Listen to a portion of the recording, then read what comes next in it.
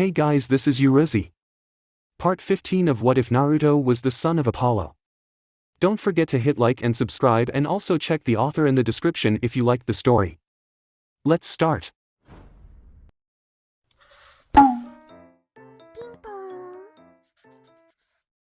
Chapter 24. Naruto returned to camp just as his father started to dip out of the sky towards the west.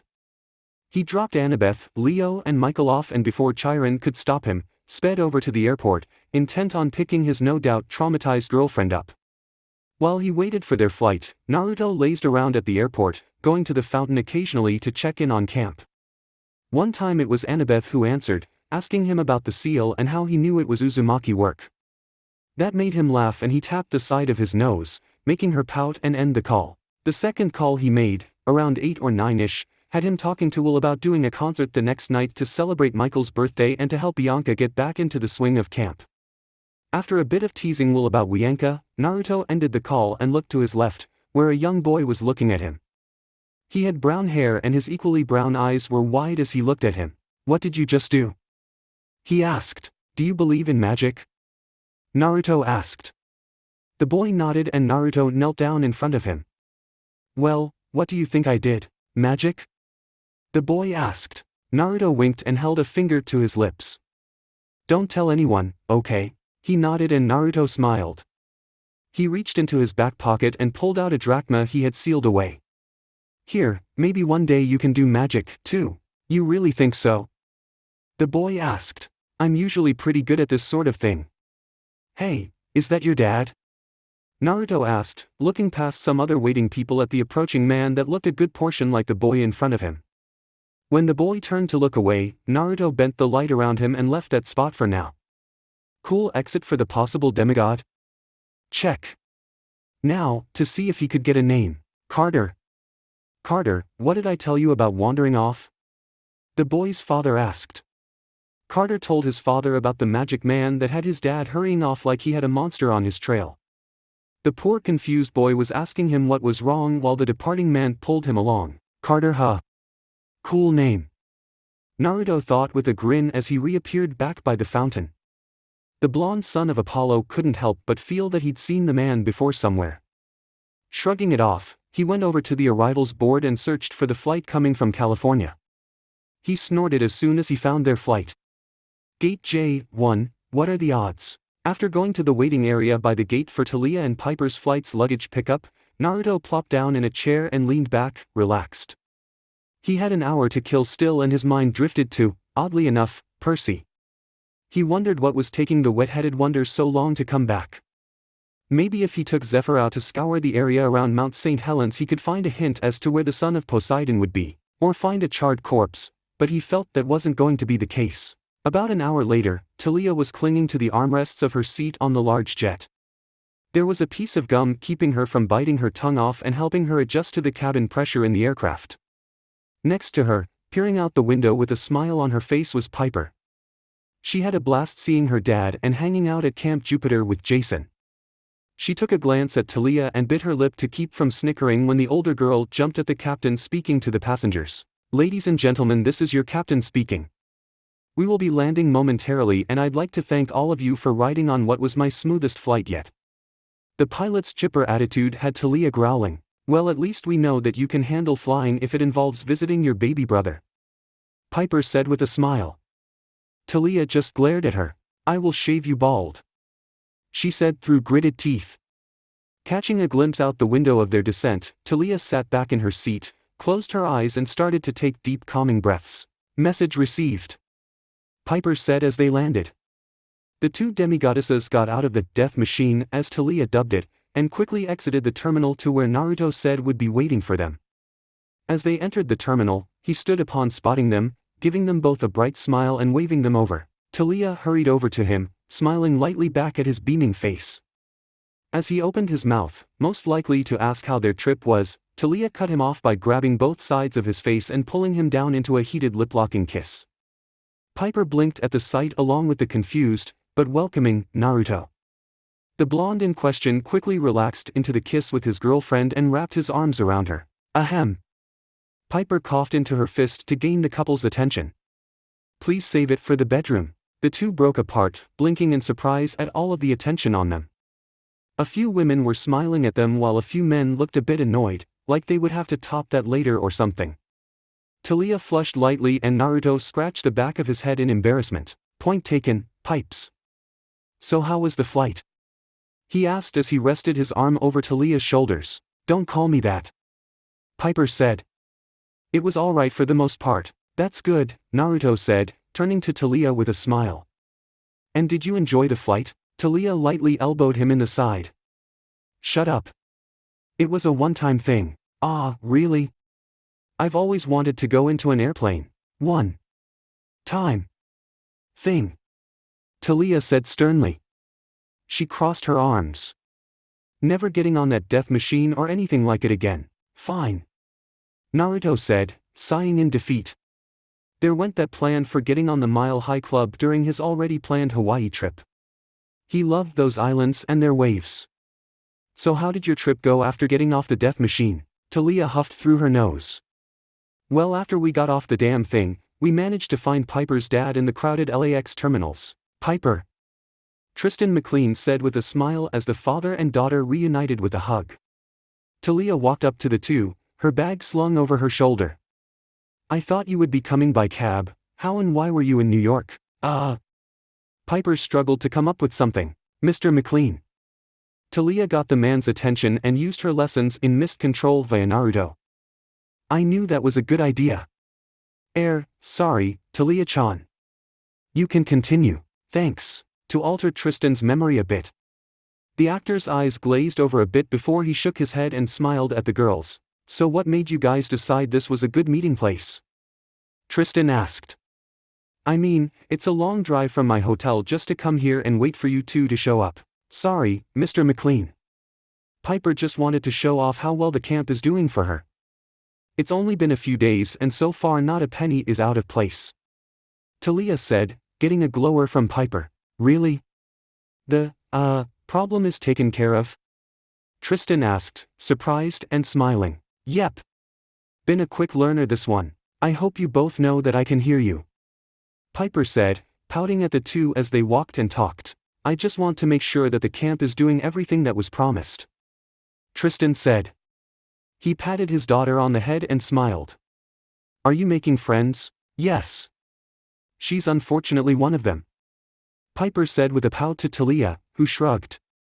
It was the first thing she thought of. Wasn't her fault Piper was the convict in training. Anyone else? Well, Talia's brother is nice. Piper said, her words making her father purse his lips slightly. Talia arched a brow, but before she could comment, the daughter of Aphrodite continued. There's also Leo and Silena. And Naruto, of course. He's kind of crazy, though. I've met his father. I'm not too surprised. Tristan chuckled. Anthony Lyer is very eccentric when it came to his work. He always seems to be bouncing between projects at a speed I just can't comprehend. The mind of a squirrel on coffee. Talia said, making a mental note to keep Naruto away from coffee. For life. I wouldn't go that far. He's eccentric. Tristan said. They made small talk, Tristan asking more about the teachers at camp, pleased to hear about the good curriculum and the possible scholarships offered. He was also forthcoming with some information about the next gig Naruto was signed on for. What? Naruto said with wide eyes. I signed on for one film, that's what I thought. Talia said with a frown as she looked at him and slugged him hard in the arm. That's for not reading the fine print, idiot. That sneaky Roman bastard. Naruto said under his breath as he rubbed his arm. Hope you enjoy the role of Barry Allen, whoever that is. Talia said, making Naruto blink before he grinned. On second thought, I might have to thank that sneaky Roman bastard. Why? No reason, just continue Talia-chan. You'd better tell me later. Talia said, before going back to her story. Don't hesitate to call me or Kathy, Piper. Tristan said as he gave his daughter a hug outside the small gas station. Talia had once more used the mist to make him think he was dropping them off at a bus stop. She was getting good practice with the mist as of late. He and his demigod daughter broke apart and Tristan gave his heartthrob smile to Talia. Thanks for helping out. Tell Naruto I said hi and that he should drop a line to me soon. Sure thing, Mr. McLean. Talia said, averting her eyes slightly from his smile. He gave Piper another hug and a kiss on the head before he got back in his car and drove off, honking twice as the demigoddesses waved goodbye. The two girls shared a look before turning and beginning the familiar trek to the tunnel that would lead them to the Roman demigod sanctuary. In a short amount of time, they found themselves standing outside the gates, Talia and the Roman god of boundaries exchanging glares. Piper stood to the side, watching as the two argued. Talia was merely defending them as Terminus called them lowly Greek children that didn't know the difference between a faun and a fern. Before the shouting match could really get heated, the gates opened and the two praetors walked out. Talia, Jason said, elated at seeing his sister on much safer terms. I take it the quest was a success. Yep. We're here to deliver some information we found on the way back to camp. Talia said, hugging the boy and ignoring Terminus' grumblings. And to play catch-up. We barely got to talk on that quest. Stupid ninjas and all. Jason hugged her back with a laugh. Yeah, well. What can you do? When they broke away, Jason and Piper shared a greeting while Talia and Reyna greeted each other civilly. Liar. Piper coughed into her hand. Talia leveled a glare at the girl and Naruto blinked in confusion. He hummed for a second in thought before shaking his head with a sigh of acceptance. Well, hopefully they did become civil while he wasn't present. He and Piper shared a look, knowing he'd get an unabridged story from her some other time. Talia continued after deciding that she'd deal with Piper later. So anyway, Jason and the other praetor, Reyna, greeted us. Welcome back to Camp Jupiter, daughter of Zeus. Reyna said. She looked a bit disgruntled at using the Greek name for the god of thunder. You as well, daughter of Aphrodite. Thanks. Talia said, leveling the girl with a look. She turned to Jason and smiled. Didn't really get a clear tour last time. What with all the excitement of the attack taking place, I hope that Choji guy healed. Piper said behind her. I don't. Reyna said, frowning. Honestly, me either. Jason said. He had the nerve to attack my camp. Got what he deserved. Yeah, but he was under orders. Piper said. Does that forgive what happened in World War II? Reyna countered, getting Piper to begrudgingly agree. Anyway, about that tour? Talia asked, looking at her brother in an attempt to change the subject. We got a better tour of Camp Jupiter this time around. Actually having enough time to have a full one instead of stopping to eat. Talia said, making Naruto frown at the reminder of her anger at him. She caught this and gave him a small apologetic look that he countered with a reassuring smile. His arm over her shoulders pulled her just a bit closer and Talia continued. So instead of ending with the mess hall, we ended at the gladiator arena. Sounds fun. Fun, yeah, I suppose it was fun. Talia said, smirking while Piper shook her head. And this is where we do gladiatorial combat. Reyna said professionally, gesturing down to the dirt-covered ground where two sons of Mars, according to Jason anyway, were doing battle with shields and swords. Not bad. Talia said, humming in thought. I wonder how good it is compared to our camp's combat training. It's vastly superior. Reyna said before Jason could speak. You Greeks may have a decent culture, but we are warriors through and through. Oh really? Talia asked, feeling challenged personally by that and a bit of anger burned within her. Then let me test that with a fight. I don't know, Talia. Jason said carefully, getting a look from his sister. I mean, it's just that with your heritage, I don't want this to affect our camp's relationship. It's shaky at best with the Senate divided on the issue. I see no harm in it. Reyna said, getting a baffled look from Jason. She looked at him and shrugged. What? Naruto has our support and we may not rule Jupiter solely, but we do have a larger sway than the Senate when it comes to the upcoming war. It's just a friendly bit of competition. I'm still not sure. Oh, come on Jay. Have some faith in your sister. Talia said, before frowning at him. Or do you think I can't handle it? Might want to let her do it, Jason. Piper supplied with a sigh. She's got that look in her eyes and this isn't an argument you can win. If it helps, we can go over the documents we found while we watch. There you go. Something to occupy you during the fight. You did like to investigate things, like that stapler, for instance. Shut up, Talia.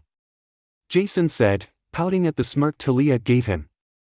He knew the story of his scar thanks to Naruto, who learned it from Talia, and now it was apparently teasing material.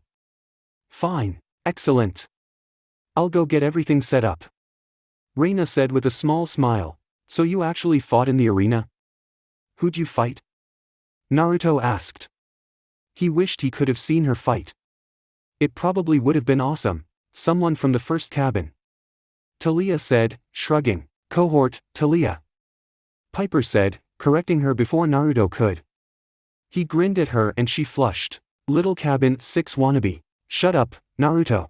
Make me, pipes. Talia smirked as the two began their small banter, recalling her fight silently. You're sure about this?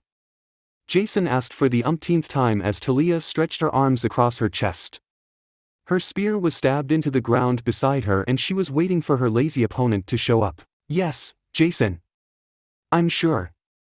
Now get out of here before I decide to kick your butt. Talia said teasingly, making him frown. You can't kick my butt. Oh, I can so kick your butt, little bro. Cannot, can so. Talia said, smirking. I've got a ninja boyfriend. Sure, he's an idiot, but there's some perks to it. Quite a lot of them actually. Shut up. Jason said as he groaned. The last thing he needed to think about was his sister and Naruto as a couple.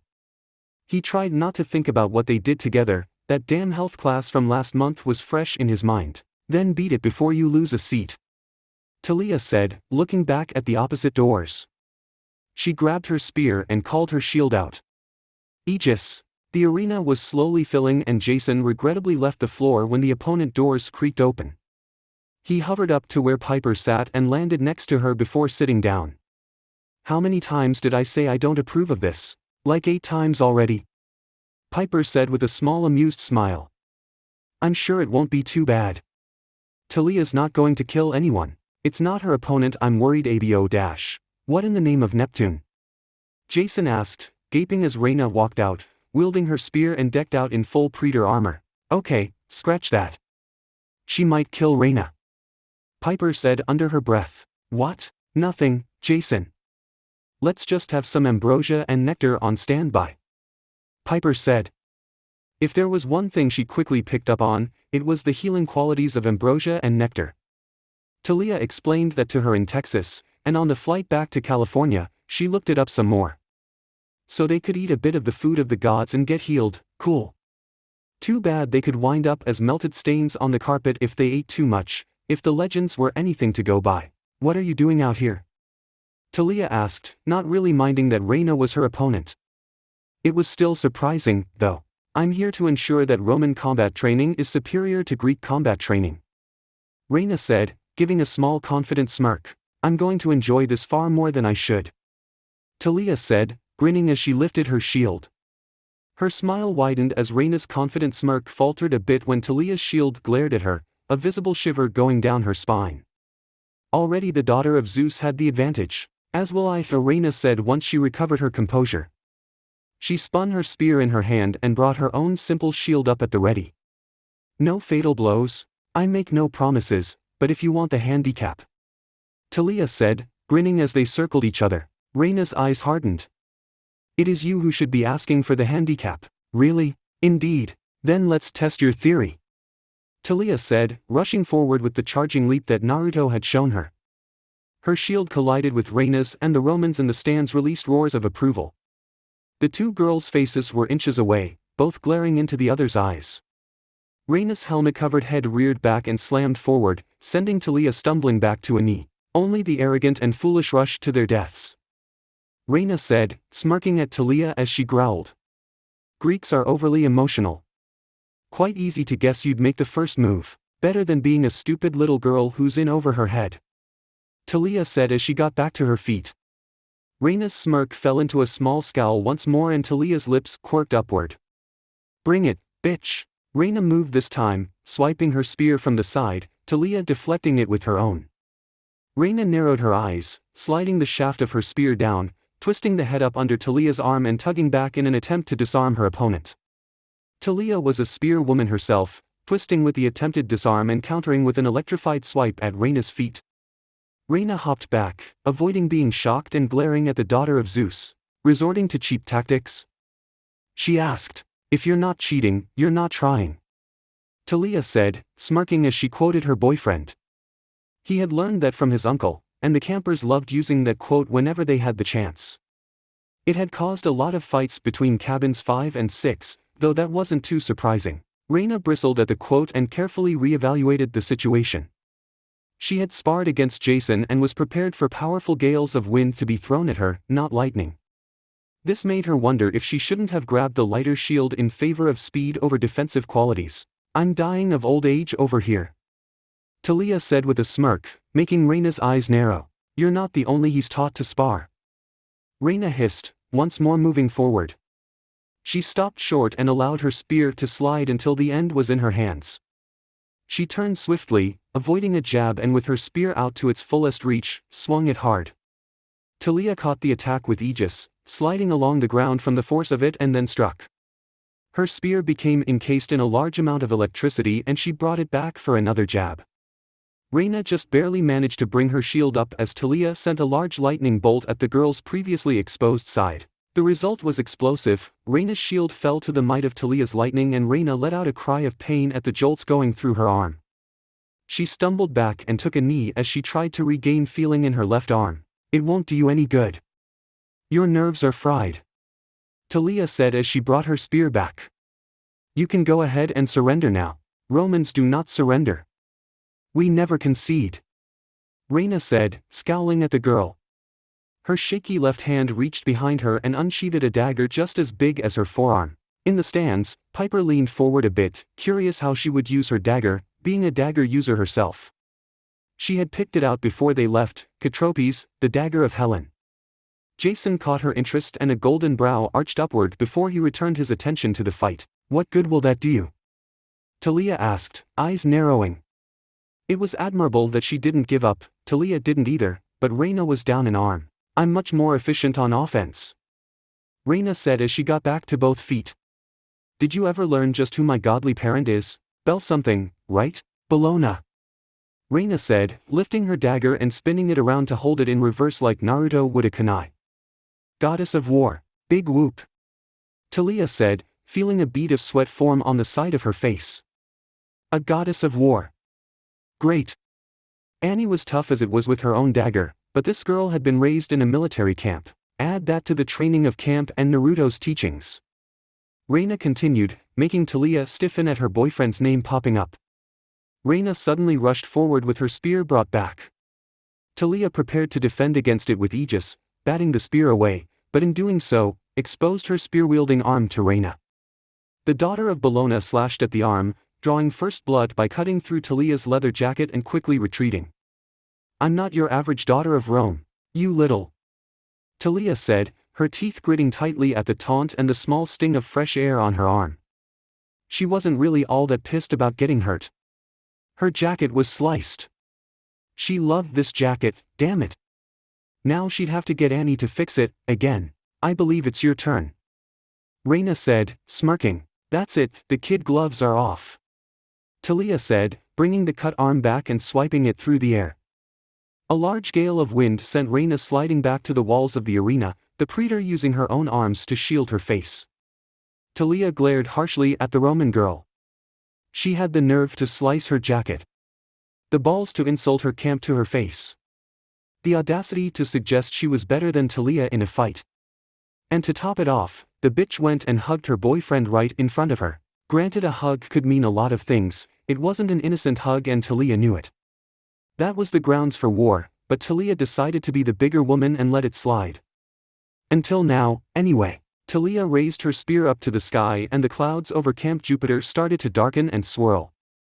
A bolt of lightning shot down, striking the tip of the spear, supercharging it.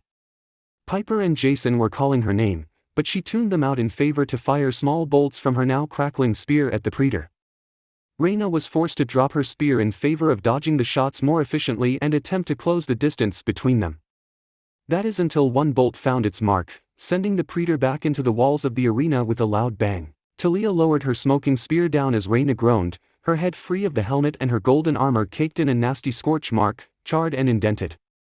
The daughter of Zeus stalked forward as Reyna struggled to get to her hands and knees. Talia willed Aegis away as she approached and gripped her spear with both hands, bringing her still smoking spear tip to Reyna's neck. Yield! It wasn't a suggestion this time. Reyna looked up to glare at her, her face caked in dirt from the impact. There was still fight in her eyes, but this wasn't a battle she was going to win. She expected the smart logical response Annie would have given, and that was what caused Talia to be caught off guard. Never! Reyna said, throwing dirt up into her face. Talia gave a small cry of surprise and pain as the dirt hit her eyes. She cried out again when she was cut on the leg, making her drop to a knee and half-blindly stab out with her spear as she also rubbed at her eyes. Her spear flew from her hand and Talia was kicked in the side, sending her to the ground. One of her eyes cleared up as she was kicked in the side again before her own spearhead was pressed against the underside of her chin, tilting it up. You will yield, Reyna said, scowling at her. What happened to cheap tricks? Talia asked with a glare through her one good eye. It's sometimes necessary to succumb to barbaric tactics when facing a barbarian, Reyna said, digging the spearhead into her chin a bit. Now surrender. Fuck you. Talia hissed, swinging out with her arm and using the wind to layer over her fist, nailing Reyna in the gut hard enough to send her into the air and make her land a few feet away on her back. While Reyna tried to regain her lost wind, Talia got back to her feet and rubbed furiously at her one bad eye in an effort to get dirt out of it. She grabbed the dagger Reyna dropped and chucked it at the girl's hand as she reached for Talia's now discarded spear. Reyna quickly pulled away, glaring back at her as Talia picked the spear up and capped the tip, returning it to the form of a mace canister, tucking it away into her jacket. The daughter of Zeus discarded her jacket and tossed it aside, looking at Reyna's discarded spear and holding her hand out. She made a vacuum of wind and the spear came to her hand just as Reyna picked up her knife. Stealing weapons now? Reyna asked as she got to her feet, looking a bit tired. Talia felt the same. Layering on wind over her hand was as far as she could get, but Naruto had been helping her since the spring with her manipulation over the wind. He was trying to coax her to accept all aspects of being Zeus' daughter, use everything to her advantage. And honestly, until now all that control training seemed like a waste of time. Hypocritical bitch. Talia said accusingly. Reyna scowled. Lightning throwing Puta. Oh no, she didn't. Talia thought with sparking eyes. She charged forward with the spear, jabbing it forward in a feint and then aiming a swing with the rear end at Reyna's face. Reyna blocked with her dagger and took hold of the middle of her spear, the two girls struggling with it. Talia growled at her opponent, sending a powerful current through the weapons that had Reyna dropping them. Reyna backed away from a follow-up swing, kicking the spearhead down and then swinging her arm out. The spear shot deep into the dirt, and try as she might, Talia couldn't pull it out. She had to let go of the weapon as Reyna swung a punch at her. Talia backed up, settling into a stance of her style that Naruto helped her create. He ended up jokingly calling her style the anti-ninja, seeing as it was more of a mixture of brawling and the beginnings of his village's academy's taijutsu. Talia brought in her own fists, now caked in electricity, like a boxer would. Her jabs had Reyna backing up and countering with her arms, trying not to directly catch the thrown fists or the electrically covered arms that were being swung at her. Reyna caught an attempted punch with one arm and ducked around Talia, driving her elbow into Talia's unprotected back. Talia stumbled forward, her hands dropping the static arcing off it, quickly spinning around to keep an eye on her opponent. Reyna swung several punches at her before being caught by the wrist and being elbowed in the face. The crowd let out a low, "oh oh oh" at that hit, seeing as their praetor's nose was most likely shattered. Talia followed up by grabbing the back of Reyna's neck and driving her knee into Reyna's stomach. The armor had Talia regretting that decision slightly, but it did the job, winding the younger girl and forcing her to her knees. Talia brought her foot up into Reyna's side much like the daughter of Bologna had done earlier to her, making Reyna fall to her back. A black combat boot slammed down on Reyna's chest piece, getting a gasp of pain from her. Surrender, Talia said, glaring at the girl. Now, Reyna coughed once, meeting her glare with defiant eyes. Never, you just don't know when to quit, do you? Talia asked, glaring at the girl. She leaned down and grabbed Reyna by the top of her hair. How are you going to outlast Naruto when you can't even outlast me? What are you talking about? Reyna asked, her cheeks quickly gaining some heat as she thought about what that sentence implied. Reyna got an answer in the form of an electrified fist slamming into her forehead. The praetor slumped down, her eyes closed as Talia stood upright and crossed her arms over her chest. "Spars, you stupid bitch. Don't think about my boyfriend like that," Talia said quietly, a bit of pink in her own cheeks. The crowd was silent before Piper cheered, making the arena burst into applause. Despite her heated cheeks, Talia quirked a grin and raised her arms in victory. "Talia-chan?" The daughter of Zeus shook her head and looked at her boyfriend curiously. He was arching his brow and looking at her in confusion. "I've been trying to get your attention for a few minutes." "Oh. Sorry, Whiskers. Just spaced out," Talia said, smiling at him slightly. "What did you want?" "I wanted to know if you won the spar," Naruto said. He blinked in surprise when her smile grew and she rested her head on his shoulder as they walked. "I won, idiot," Talia said softly, wrapping one arm behind him and around his side. Her smile was wide. She had many spars with Reyna after that, always ending in a similar manner, but each time Reyna was more relentless and determined to wear her down. "Really? I couldn't tell. You're gonna have to tell me about it sometime," Naruto said, grinning. "Maybe one day, Whiskers," Talia said, grinning up at him before looking at Piper. "But not today. Right now, I just want to go home. As my lovely lady commands, so it shall be," Naruto said with a chuckle as he led them to the parking space where his car was. They loaded up and headed back to Camp Half-Blood, Talia having a secretive smile on her face while Piper and Naruto shared a look in the mirror. Things were definitely looking up. Chapter 25. Percy was having a very nice vacation, if he said so himself. For the past 2 days, he got to lounge on a beach, being served blue drinks from invisible and quiet servants. He had pleasant conversations with the pretty girl, Calypso the sorceress, who at first he was wary of but quickly realized she wasn't like Circe or her father Atlas. He also noticed she seemed to pull away whenever they have a nice time. Calypso also made great dinners as well as her fantastic breakfasts and lunches, on par with the meals at Camp Half-Blood. And best of all, he didn't have to worry about getting killed by monsters. He didn't even have to worry about training to fight monsters. Another bonus was that he didn't have to deal with Naruto taunting him during spars or just in general. He didn't have to deal with his annoying lightning using cousin or her romance with the taunting whiskered asshole. Finally, probably beating not worrying about the monsters trying to kill him, was not worrying about the great prophecy. Life was good. Percy was currently doing his favorite activity of relaxing on the beach, his arms behind his head acting as a pillow while the sea breeze drifted across him like a cool blanket. He looked up at the sun, which he knew to be Apollo's chariot, and gave it a light glare as it reminded him of his tormentor and the subject of his current anger, more than Luke even. He shook the thoughts away so he didn't return to that sense of mind, and his thoughts drifted to the honey blonde-haired strategist. He hoped Annabeth and Nico made it out all right, which they probably did thanks to Nico's shadow travel. Still though, Percy couldn't help but worry about his friends. Percy's head tilted back so he could look at the sky.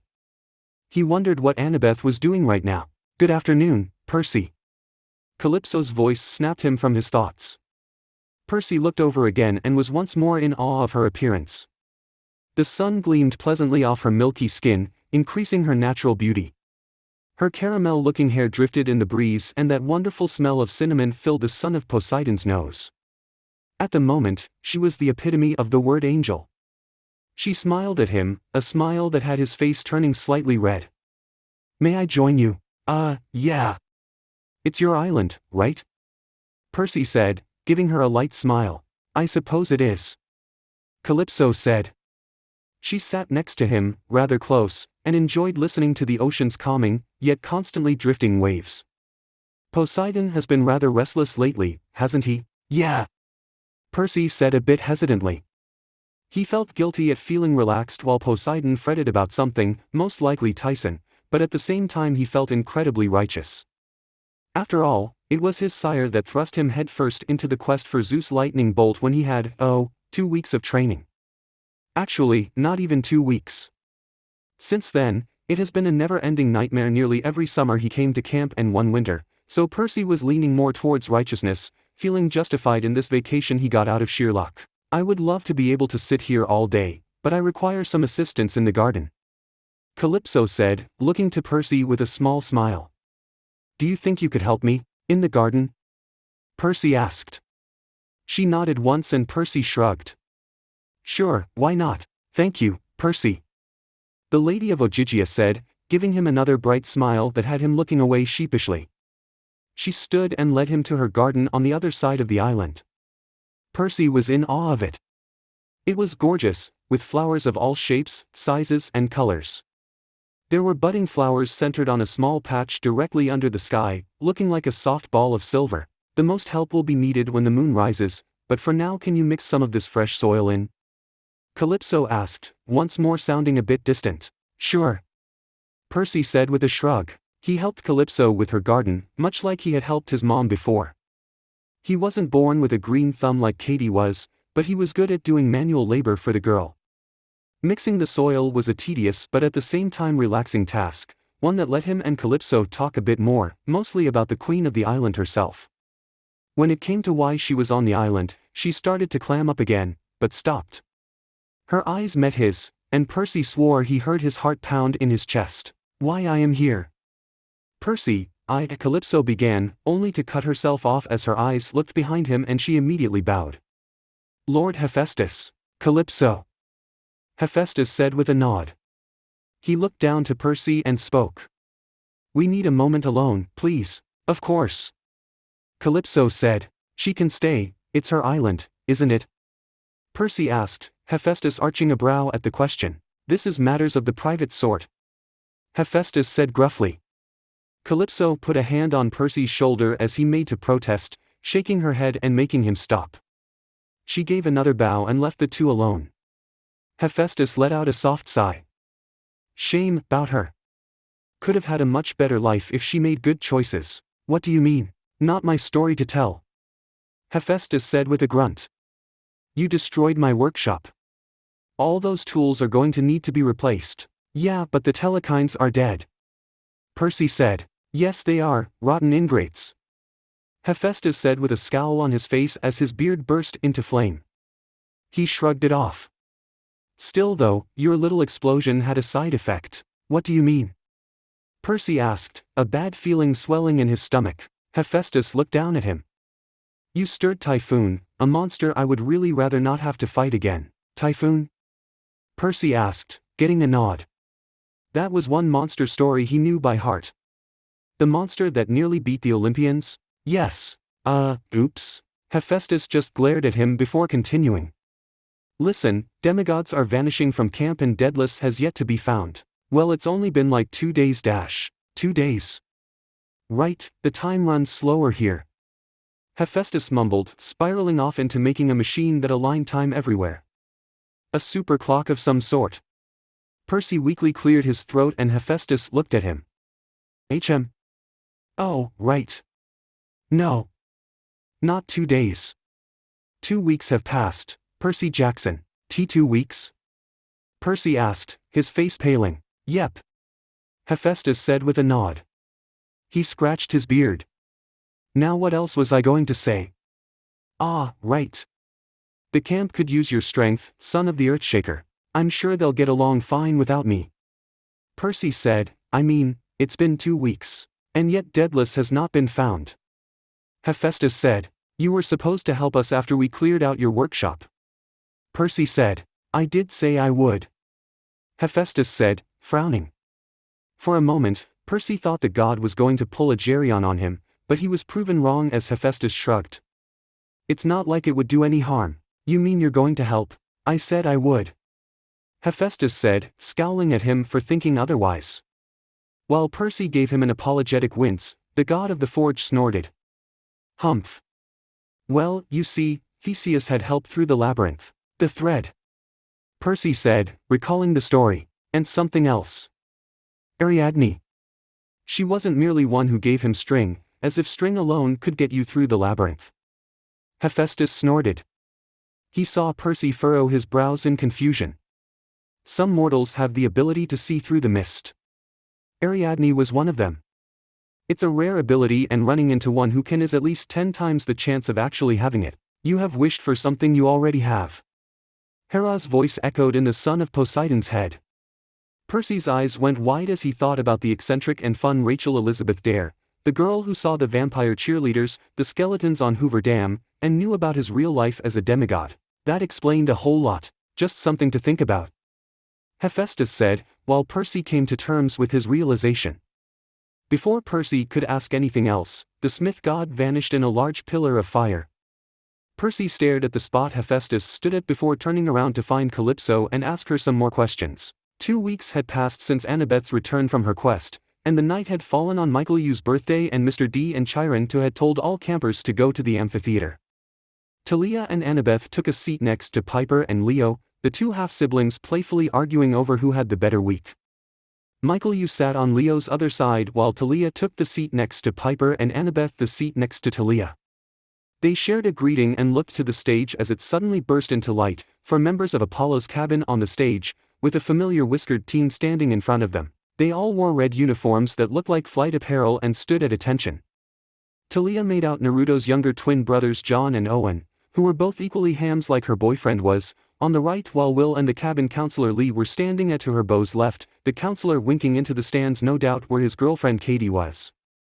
Will was looking to the right, where Nico sat near another child of Apollo who was helping Bianca get into her own seat. Talia caught Naruto's eye as she looked back at him. He smiled reassuringly at her. Stagehands, most likely clones or other Cabin 7 members, were preparing things around them.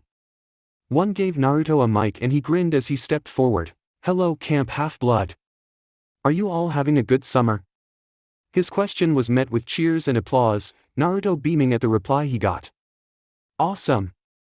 Well, in case some of you didn't know, we got a birthday boy in the audience." The spotlights spun around before landing on Michael, making him look like a deer. The crowd clapped mundanely and Naruto tisked in disapproval. "Oh come on, I know we don't do this for everyone, but Blackie's my little bro. I wanted to give him a cool show for his birthday, and while maybe seeing his favorite artists in person would have been better, we're going to do our best. So give him a round of applause and everyone get ready for the classic song, Happy Birthday." There was grumbling now, but Naruto chose to ignore Cabin 5's disapproval as he cleared his throat, his brothers behind him getting some microphones of their own. The four of them sang together, making a sweet harmony that had the crowd silent in awe. "Happy birthday to you. Happy birthday to you. Happy birthday to you. Happy birthday, dear Michael." They paused and cleared their throats. "Happy birthday YY, to OOU." Michael flushed and sunk into his seat, trying to stay out of the spotlight, which was hilariously ironic considering who his father was, before the crowd burst into applause and joined the four brothers in yelling out aloud, "Happy birthday, Michael U." The four brothers stepped back and got several instruments handed to them, or in Will's case, took a seat behind some drums. "Now," Naruto said as the crowd quieted and the spotlights returned to him, looking out into the audience as his brothers tuned their instruments. "Michael U is turning 15 today, so these songs are ones we've chosen from his personal playlist. So that's what happened to my iPod," Michael said under his breath with wide eyes. He suddenly felt the urge to shrink away in embarrassment, and after sorting through the Hilary Duff and Backstreet Boys, Naruto said, pausing as the crowd laughed. He waited for it to die down before raising his hands. "Kidding, kidding. His taste isn't that bad. We found a few good songs to share with the rest of you, especially in these troubled times. It's a bit retro, though. So some of you may want to have your pamphlets ready. This first one I picked because not only is it friggin' hilarious, it reminds me of something I deem important." Talia's eyes widened and she flushed bright red as her eyes met his for a split second. "He wouldn't. Ready, guys?"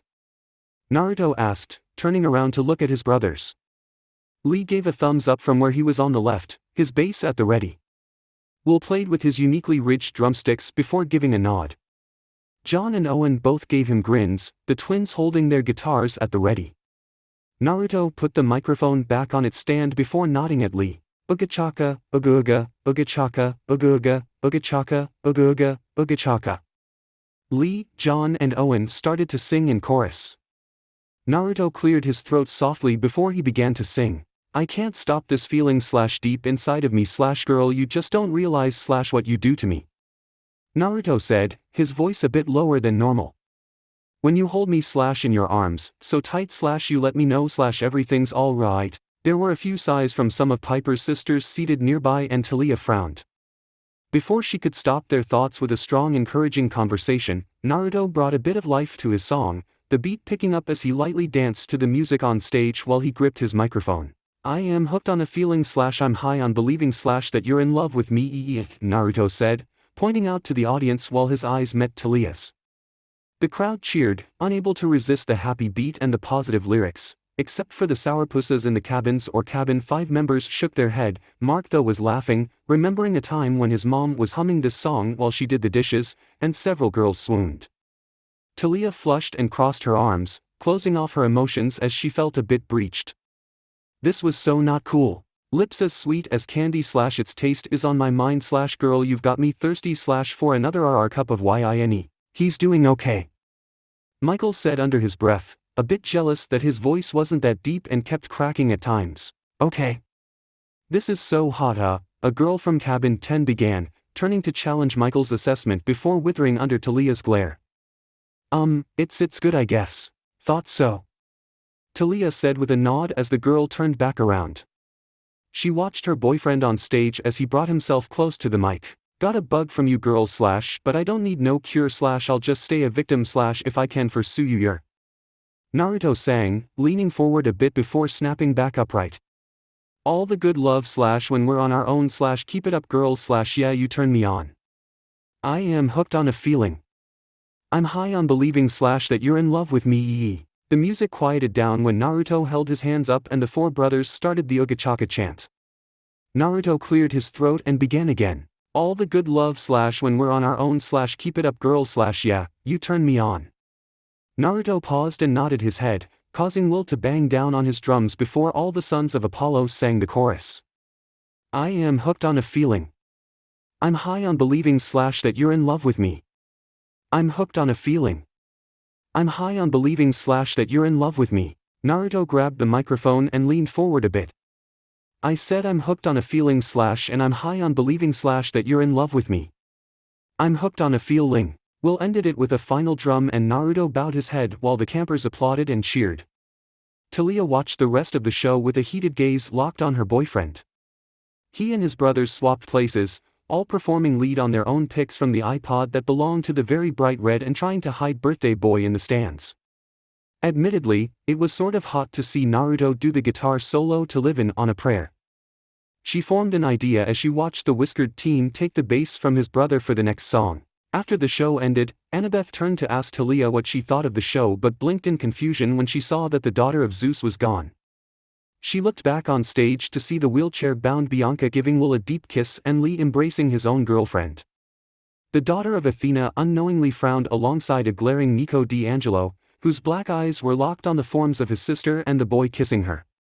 The daughter of Athena had 2 thoughts running through her mind, the first being where her friend had gone and the second being what happened to the green-eyed boy that was her, arguably, closest friend. Unknown to her, Annabeth's first pondering could be resolved if unbothered to look behind the amphitheater, where a raven-haired girl with electric blue eyes had her hands fisted in a mess of blonde hair belonging to a whiskered teen.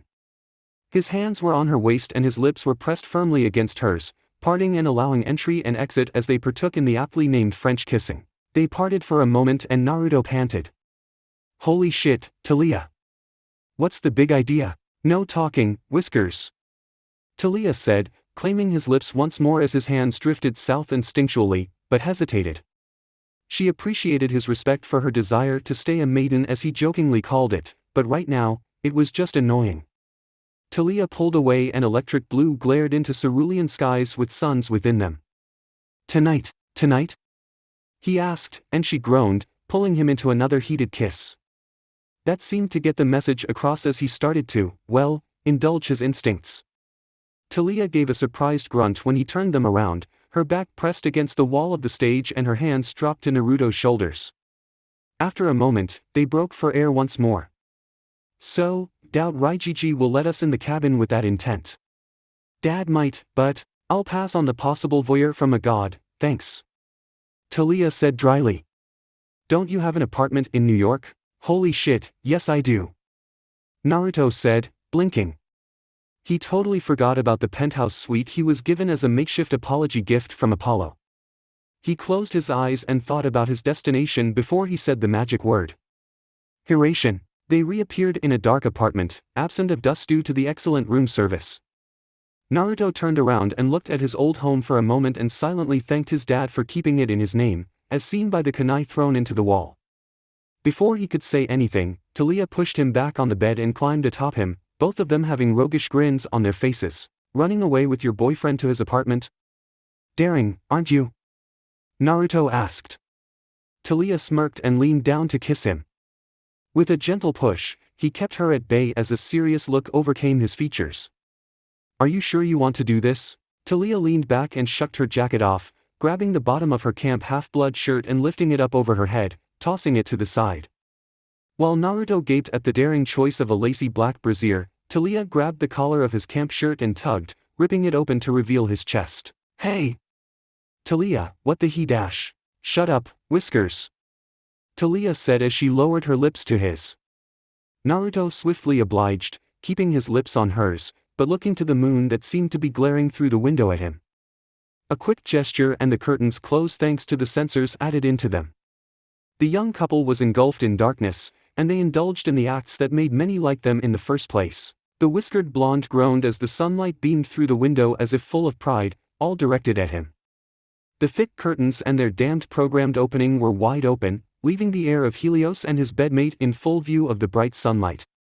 Naruto cracked an eye open and glared at the sun, making a wave of his hand and closing the blinds. Naruto smirked victoriously. That ought to teach you, he said quietly, getting a soft grumble from his still sleeping girlfriend as she nuzzled into his side. Naruto let his head roll to look at the serene peace that was on Talia's face. She was glowing from their late-night shenanigans, and dare he think it, but Naruto felt she looked more beautiful than Aphrodite at the moment. His right arm was wrapped over her shoulders and much like a cheesy cable television show the covers were doing their job, protecting them from peeping toms, or worse, gods. Naruto's finger lightly brushed Talia's cheek and she gave a content sigh at the action. Raijiji is so going to have my head for this, if he even knows about it. Naruto thought, shuddering. Oh, good. It's safe to talk again. Naruto's eyes went wide and he abruptly stopped stroking Talia's cheek. Helios. Yep.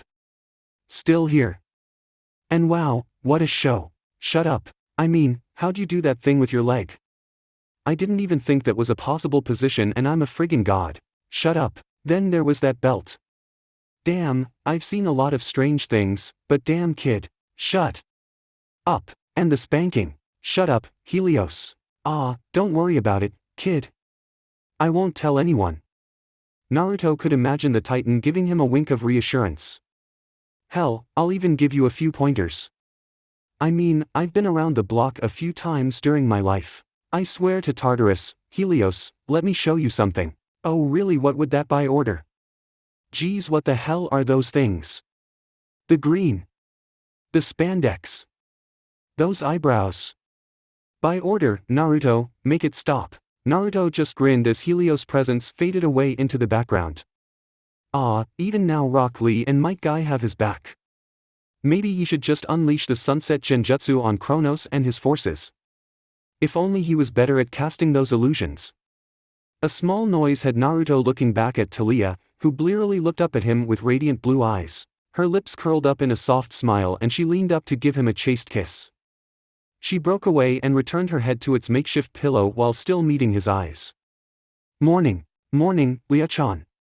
Naruto said just as softly, getting a snort of amusement for the pet name. He kissed her on the head and stroked her shoulder with his arm.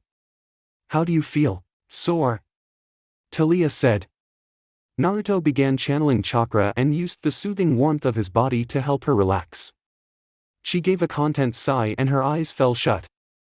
Last night was amazing, best of my life. Naruto said with a small grin, better than the foursome, 10 times better than the foursome. He said with a small laugh. You're a natural, well I wonder where I got that from? Talia asked sarcastically. She smiled at his laugh and sighed. We've got to go back to the camp. I don't want word getting around. Yes. That rep of yours is a fragile thing. Naruto said with a chuckle as she poked him hard in the side. After a few more minutes of cuddling and chatting, the couple finally got out of bed and got ready to meet the day at camp. Naruto teleported them to Talia's room in cabin 1, and they quickly left the cabin, Zeus statue boring holes into Naruto's head. They were met literally 2 steps outside by a well-rested Annabeth. Talia. Naruto. Where've you, two, been? Naruto saw Annabeth staring at Talia and he groaned, knowing just what she was seeing. Talia was glowing, something that often happened after a girl's first time, and unlike the photokinetic blonde, she couldn't dim it down. Gray eyes narrowed for a moment before tan cheeks gained a red hue as those wise eyes rapidly switched between himself and Talia. Before the daughter of Athena could speak or quickly excuse herself, Mr. D walked past and glanced at his least favorite demigod and the child of Zeus, instantly making the connection. He made a loud groan, gaining nearby campers' eyes and said sternly, "Wonderful. They're just like their fathers. Well, for your sake I hope that there was protection involved because I didn't agree to anything younger than 5. He walked away before anything could be said, giving Naruto a barely noticeable smirk that had the blonde's eye twitching. That clever bastard. Naruto said under his breath. A scream pierced the air and he found himself shunted aside as several of Cabin 10's beauties surrounded Annabeth and his girlfriend. The whiskered son of Apollo dragged a hand down his face as he heard them interrogate Talia to the best of their abilities while she threatened them with pain, only to be brushed off. Great.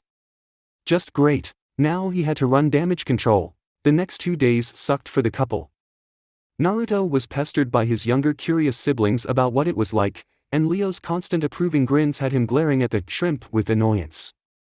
The rest of Leo's cabin were cool about it, thank the gods, though Charles would occasionally tease him about it. According to Talia, she had it worse, since she was practically swarmed by a group of gossip-seeking girls, from any and all cabins since the camp was a gossip hotline just like Olympus, nearly every moment of freedom she had. In her own words, it was hell. They backed down after a long silence and a harsh glare from the daughter of Zeus, but then she would be swarmed again by a different group. Talia suspected it was organized. The one she suspected most of being the brains behind it was the brains of their group, Annabeth. Ever since Annabeth made that joke about being a godmother? Naruto asked his fuming girlfriend as they hung out in her cabin. Naruto used the back window, avoiding the statue of his grandfather as best he could. Heck, even the moon had been glaring down on him recently. He thought he and his aunt were tight. She sounded far too serious about it. Talia said, "Ah, Annie just wants a little nephew to coddle." Naruto said, waving it off with a chuckle. He snickered as Talia gave him a dry glare. "No. Just no," she said as she sat on the couch next to him. "Well yeah, I know. I don't want Raijiji using the lightning bolt as an impromptu shotgun on me," Naruto said with an amused chuckle at the thought. His arm fell over Talia's shoulders as she sputtered before giving him a light smack that he snickered at. "I mean, I need to wait until after Kronos is dealt with before I get married." Talia's cheeks lit up and she lightly shocked him, making Naruto chuckle and rub his side. "So you like that plan, huh?" "Shut up, Whiskers," Talia said, resting her head on his chest. Her eyes drifted shut and a small smile came across her face as his thumbs started to trace her shoulder. "That wasn't a no, Lia-chan." Talia just gave him an amused smile before reclaiming her place. "So after the war, what will we do? You're going to be 20 whatever. And you old lady will be 19. Shut up." "Well, I guess I have my budding acting career to work on," Naruto said, getting a grunt from Talia. "What are you going to do? Be a stewardess? Weather girl? Funny," Talia said dryly as Naruto snickered. The Ravenet hummed and shrugged. "I don't know what I want to do with my life after this. You could always go to the hunters. Pass." "True. Besides, you love me too much for that. And you lost a big requirement for application," Naruto said with a sigh, inwardly pouting at the reason why his aunt was so mad at him. Which really sucked. He liked being on his aunt's good side. "Could you please stop ruining the moment? Is sitting quietly and being a pillow really that hard?"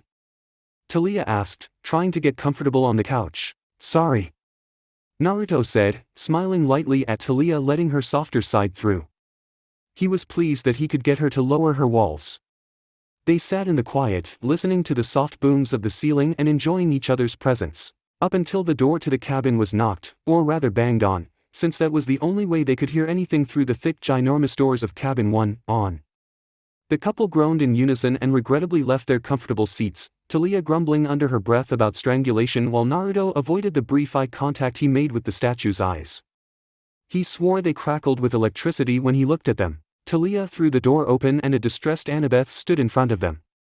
Talia. Naruto. Chiron is going to burn Percy's shroud. Chapter 26. As he drifted back to Camp Half-Blood on his magical raft, Percy thought back to who he thought of as his biggest what-if. Calypso was a great host, and he felt horrible about what he had to do. Had Hephaestus not come and told him just how much time had passed, Percy gathered he might not have bothered wondering at all when he should go back. Calypso offered a lot of good things, immortality prime among them, and he felt that they could have had something, but he had a duty to perform, one he was obligated to do. After all, Mr. Perfect didn't have any friends that were clear-sighted, as far as Percy knew anyway. He really hoped that Naruto didn't know any clear-sighted mortals. Talk about stealing his thunder. The dock of Camp Half-Blood was coming into view and Percy stood on the edge of his raft, looking at the reflective surface of the Long Island Sound before diving in, leaving his raft behind.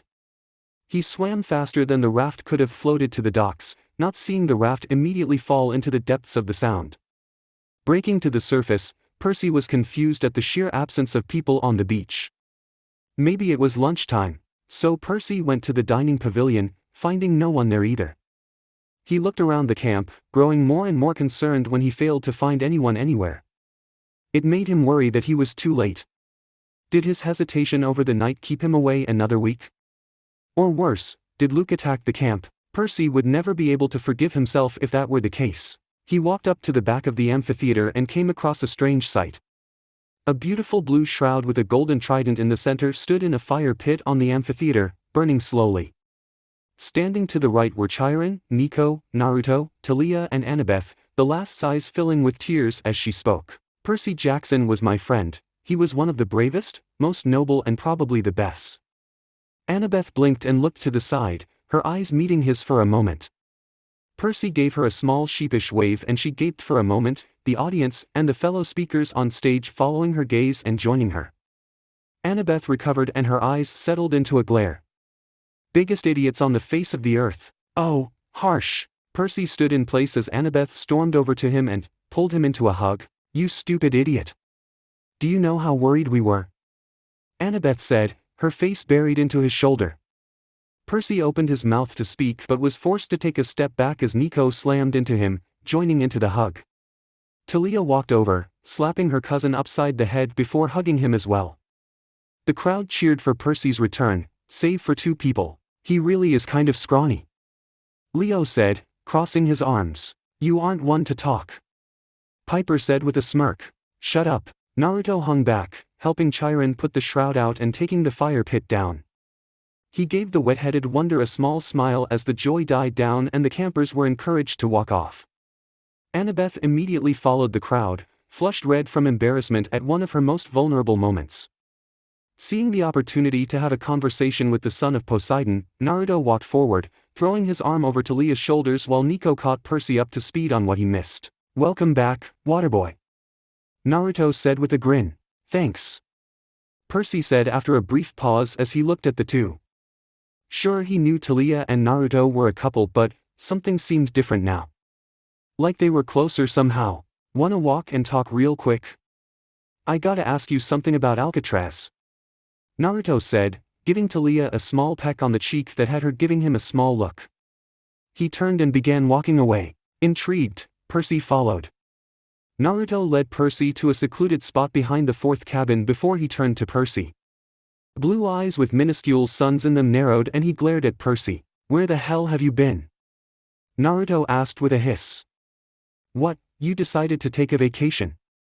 During Annabeth's first quest? No. Well, it was only 2 days where I was. Percy said. He shook himself out of the funk and glared back. It's not like you were on the quest. What's your excuse? I was trying to save Bianca's life. Naruto said dryly and then poked Percy in the chest. And I've been making sure that my people can't find their way here. And keeping up camp morale. Oh. Percy said in a small voice, but anger bubbled up in him. He didn't have to take this. Well, I got blown up, so forgive me for recovering. You splash water on yourself and boom, magically healed. Naruto said with a frown. He took note of Percy's fist clenching and Naruto arched a brow. Did I do something to piss you off? Percy's mouth started to move, but Naruto cut him off. Remember, son of the truth god. No, you didn't do anything. Percy said, his jaw clenching. Oh good. I'd hate for there to be bad air between us. Naruto said with a chipper smile. Now I don't feel as bad. Percy blinked in confusion. Feel as bad about Waoof? That? Naruto said as he shook his hand. He watched Percy cover his now shattered nose and cry out in pain. You asshole! Percy yelled. What the hell was that for? That was for making Annie cry. Naruto said, looking at his hand in wonder. Huh. Think I dislocated a finger from that punch. Hard nose too. Must be thicker cartilage. Percy got back to his feet and stumbled for a moment. He glared as hard as he could at Naruto and, to the blonde's surprise, took a swing at him. Naruto easily danced around him, bopping him on the back of the head. Percy stumbled forward to his knees and turned back around to glare at the chuckling blonde. Easy there, skipper. Naruto said, his hands tucking into his pockets. You're a few years too late to get me with a simple punch. Now I enacted my brotherly right, just go stick your face in the lake or something. You'll be good as new. Percy glared at him before getting up to his feet and walking off to get some bottled water for his nose. Naruto watched him walk off, frowning at the hostility Percy was giving him. What happened to the son of Poseidon, aside from getting decked in the schnoz, to make him feel that way? Jealousy? Naruto arched a brow at Helios musing. Jealous of what? How the hell am I supposed to know?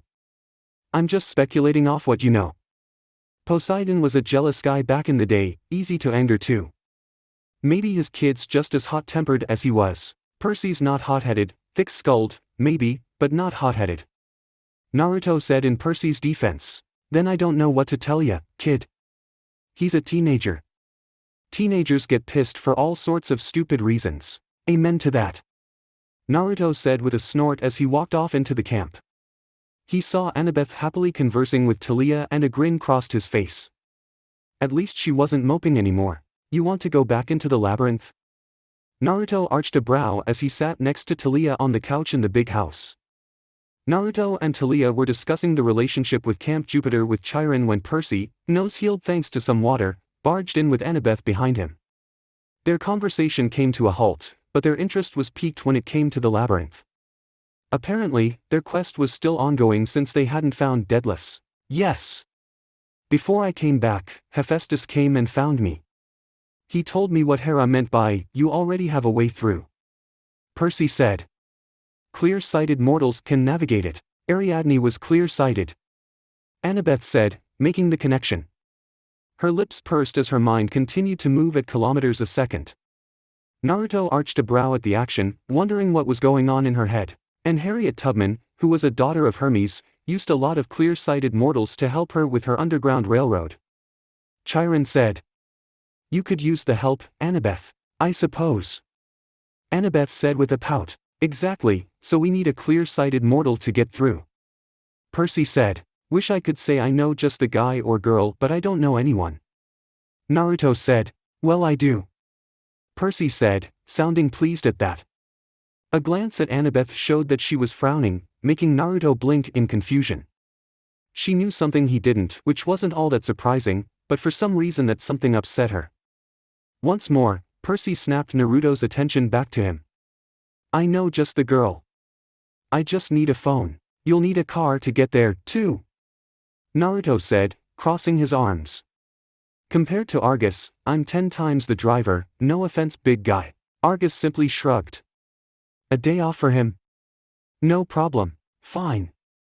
Percy said. Road trip. Talia said with a smirk, making Naruto chuckle.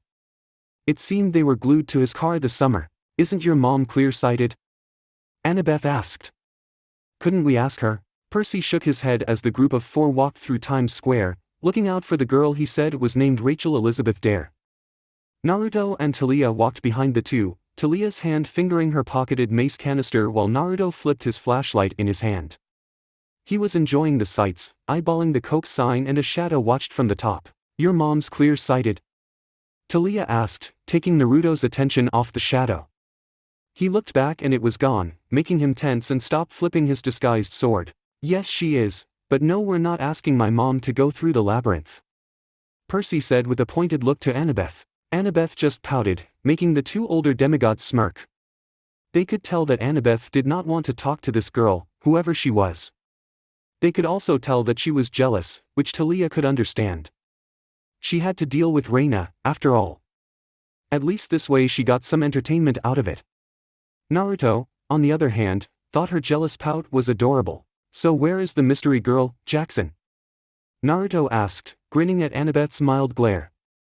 Oh, this was going to be fun. Marriott Marquis, Percy said, pointing at the hotel in question as they crossed. A car angrily honked at them as it tried to make a right and Naruto turned to glare at it. I'm walkin' here, he said in his best Brooklyn accent, making Talia snort in amusement. They approached the human statues standing in front of it. There were 6 in total, but one was a rather pretty girl covered in gold paint from head to toe. Naruto and Talia shared a look, guessing she was the one Percy was talking about since he was looking at her specifically. Shrugging it off, Naruto fished into his pocket and dropped a 20 into the donation tarp. Painting their whole body for donations and standing still for hours on end? That's dedication, and that earns a 20. We could push her over, Annabeth said, making Naruto shake his head. Don't be mean, Annie, he said, chiding the girl. A few minutes later, a kid in silver came over from the hotel's taxi spot. He took a pose next to the girl in gold, like he was about to lecture the crowd, and the girl blinked before hopping off the tarp. She gave Percy a grin. Thanks for waiting, Percy. Nice timing, too. Wanna get some coffee? She led them over to a coffee stand called Java Moose, where Percy and Annabeth got fruit smoothies while the girl ordered an espresso extreme. Naruto began to order when Talia cut him off. We'll each have a bottle of water. Wasimon, Talia, that's no dash. No coffee, Talia said with a pointed glare. Naruto sadly took his bottled water and paid the girl standing behind the counter. They left the stand and went over to the table where Percy, Annabeth and the girl were sitting. Naruto pulled a chair over next to Annabeth and Talia taking the last seat next to him. Annabelle, right? The girl asked. Annabeth, the daughter of Athena, corrected sternly. Sorry. Name's Rachel Elizabeth Dare, she said to the two older demigods. Her eyes lingered on Naruto for a second. Hey, you're the guy that slapped Percy upside the head at the Hoover Dam. Someone's got to, Naruto said with a shrug. Naruto Uzumaki, you're hot, Rachel said bluntly. She was leveled with a glare from both Annabeth and Talia while Percy groaned and Naruto blinked. Thank you, he said in return. He's taken, Talia said swiftly, glaring at the girl. Talia Grace, his girlfriend. There's nothing wrong with window shopping, Rachel said, ignoring the warnings Talia was giving her. Naruto snickered, getting a glare from Talia. So are all of you like Percy? Some of us are smarter, some are stronger, gotta be a bit more specific, Naruto said, getting a dull glare from Percy. You're all demigods, right? Rachel asked, amused. Not so loud, Annabeth hissed. Announce it to the world, why don't you? Okay, Rachel said. She got to her feet and cupped her mouth. Hey everybody. These 4 are living evidence that the Greek gods exist. They've got godly blood running through their veins. The people walking by either gave her a brief glance or ignored her outright. Annabeth kept glaring at the girl while Naruto broke into snickers, holding his sides while Rachel sat down. They don't seem to care. Oh man, Naruto said, holding his gut. That was priceless, the look on your faces. Naruto, this is serious. What if someone believed her? Annabeth asked. Annabeth, we, he said, gesturing to himself and Talia, can make sure that the mist clouds their minds. Annabeth blushed a bit for forgetting that fact and pouted at her brother for pointing that out. Percy looked at Rachel. Listen, we need your help. Okay. Rachel shrugged. I helped with that band rune thing. Sorry. I hope they didn't kick you out, Percy said. Nah. They asked a lot of questions about you, though.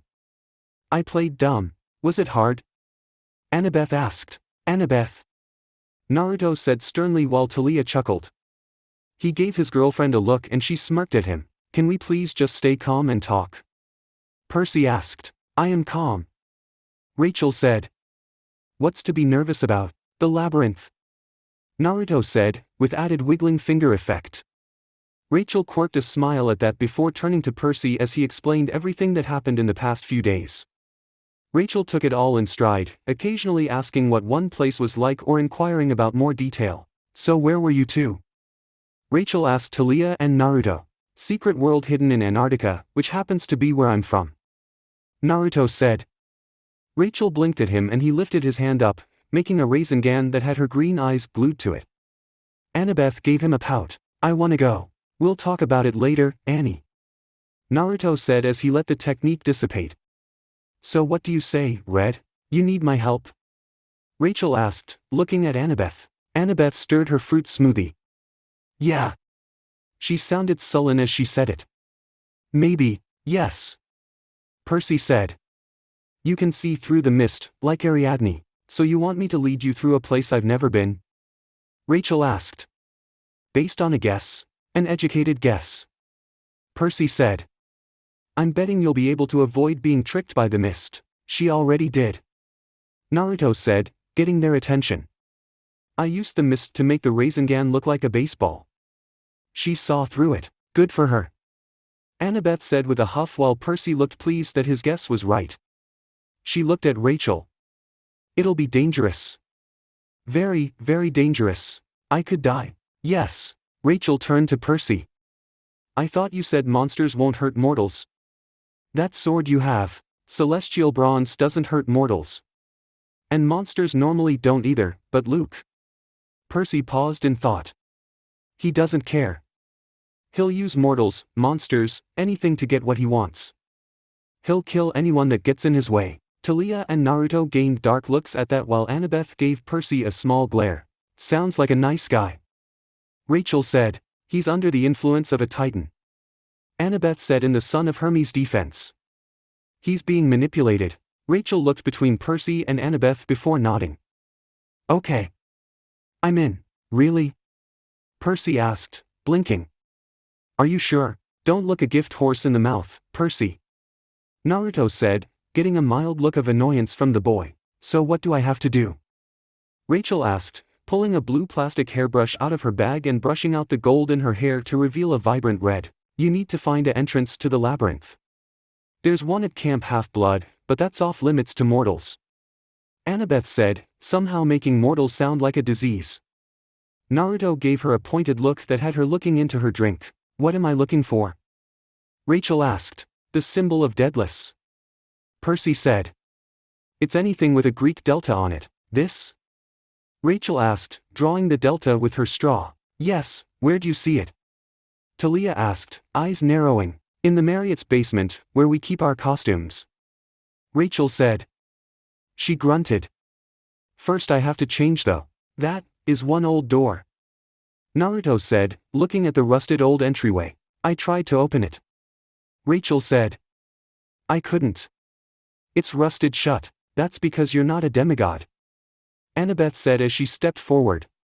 She put her hand on the door and it gained a bright blue light before it started to creak and groan as it opened. Naruto covered his ears, groaning in agony as he fell to a knee. Behind him, a shadow did the same. Talia put a hand on his shoulder and gave him a concerned look that he waved off. Got better ears than normal humans. Chakra circulates through them constantly like the rest of my body. It's why I can take so much damage. So, you get it from your mom? Talia asked, making Naruto nod as the creaking stopped and he got to his feet. Yeah. He said. There was a small noise that had Naruto looking behind him, eyes narrowed in suspicion. The blonde looked forward again, taking up the rear with Talia as Rachel led the way down the stairs that were hidden behind the door. They stopped at the bottom of the stairs, Percy and Annabeth turning their flashlights on as they entered a pitch-black tunnel. Rachel yelped as the beams of light landed on a grinning skull. It was attached to a giant skeleton, formed in an X over the tunnel entrance. Well, I think it's safe to say that isn't Tyson. Naruto said, unknowingly relieving Percy. He channeled chakra into his hand and willed light into his arm as he used it like a makeshift torch. Save the batteries, guys. Naruto, how'd you do that? Annabeth asked after shutting her flashlight off. Practice. Naruto said. When? Talia asked, giving him a look. At night.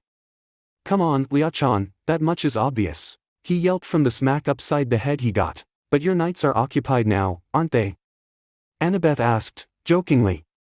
She got a glare from Talia, whose cheeks were now red, and Naruto scratched the back of his neck with his glowing hand. Rachel snickered while Percy furrowed his brows. What's so funny?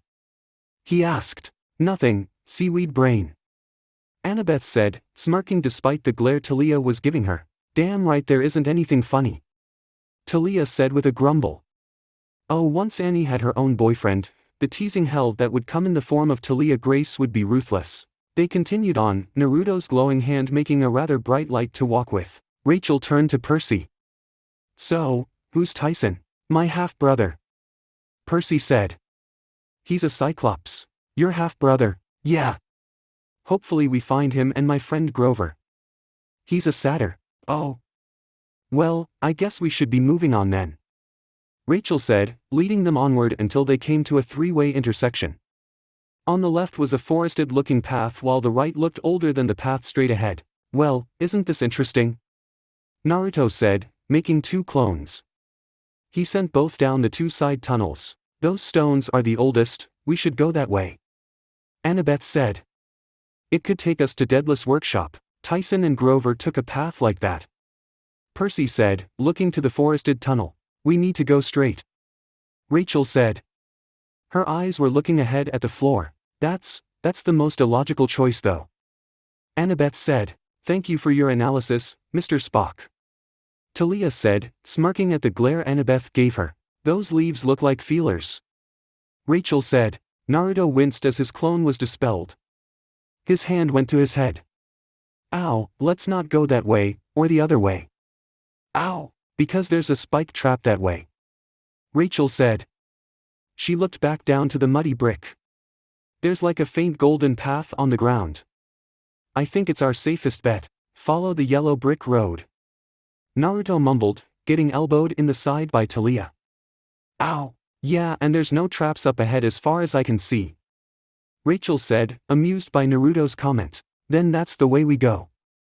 Percy said. Not getting killed by a trap sounded like a great idea to him. You trust her? Annabeth asked. Yeah. He sounded very sure of himself, getting a light smile from Rachel for the faith. Annabeth opened her mouth to argue, but thought better of it and just went with Percy's decision. She still looked rather peeved as she waved Rachel on. They continued to walk, and minutes turned into an hour. Still no sign of a trap. However, occasionally, Naruto would stop and look behind them, peering into the darkness with two sun-ringed pupils. Talia, who often would forcibly turn him around, urged him on despite his paranoia. Their shadow followed silently, mimicking a lizard as it followed the group of five. Is it always this easy? Rachel asked. If it had always been this easy, we would have never come to you. Talia said. And that worries me. Percy said. Naruto nodded in agreement. Aside from their current shadow, that he was sure was following him, there was this feeling in the air. To put it in the proper terms, Naruto's spider sense was tingling. So, where are you from? Annabeth asked, though it sounded as if she was asking if Rachel was from another world. Brooklyn. Rachel said simply. And your parents? They're both human. I meant won't they be worried about you? I've been gone a week once and they hadn't noticed it. I'm sure a day or two in a labyrinth won't change that. Funny thing about that. Annabeth trailed off as the sound of a metal door creaking open was heard. What was that? Iron hinges? Rachel guessed. I meant literally, what is making that sound? Nothing good. Naruto said, dimming the light down to a light glow. Run? Percy asked as the ground started to rumble. Run. Rachel agreed. The group turned tail and retreated, not making it even 20 feet until they ran into one familiar face and four strangers. 3 Dracini stood with them, one of the monstrous women holding a masked man with gravity-defying white hair within one of her legs. His headband was lifted up and the Sharingan was staring Naruto in the face. Hello again, Percy. The African-American girl standing beside the Dracini said smugly. And Rachel. Welcome into the fold, Kelly. Rachel said with a nod. Hey Kakashi. Naruto said with a wave. The man's eyes closed merrily. Naruto. What in the world are you doing here? Here I was spelunking on my vacation and look what I found, the perfect woman for Orochimaru. I know, right? Naruto said with a chuckle while the Dracini hissed in anger at the man in her grasp. Kelly turned her attention to Naruto. So you are the heir of Helios, HM? Naruto grinned and reached into his pocket. Yep. And you are. Kelly, I'm a Impausa. Might want to have a doctor check that out. Naruto said. He couldn't help himself. He got a look from the ancient vampiric monster before she smirked. You truly are his heir. Lady Hecate has special orders for you not to be killed, nothing about being captured though. Kelly hummed for a moment. She'd probably enjoy it, actually, bitch. Talia grumbled, whipping her mace canister out and pressing the button on top of it. Before her spear, or Percy's now uncapped sword, could finish forming, Kelly moved and wrapped her hand around Rachel's neck, her hands going to the monster's wrist instinctively. Kelly smirked and held a clawed hand up to Rachel's cheek. Move and I slice her up. I suggest you lower your weapons. You're bluffing. Annabeth said. She's not. Percy said. It's not nice to use mortal shields. Naruto said chidingly. I don't care. Kelly said, her finger dragging across Rachel's cheek and making a light cut. I'll say it again, lower your weapons. Percy and Annabeth shared a look while Talia glared at the monster. Ah, you got me. Naruto said, sighing as he held his hands up. I surrender. What? Naruto. Whiskers. Yes. Naruto asked with an innocent blink. The hell? The three of them asked. What? They've got hostages and if Kakashi is caught, then there's no way I can escape. Naruto said with a shrug. A Dracini walked up behind him, grabbing his arms and forcing them behind him. Ow! Hey, watch it with the kinky stuff. I'm not that used to it yet. Kelly smirked as he was bound and looked expectantly at the other three. Talia glared at her before she tossed her spear down, Percy and Annabeth following her example.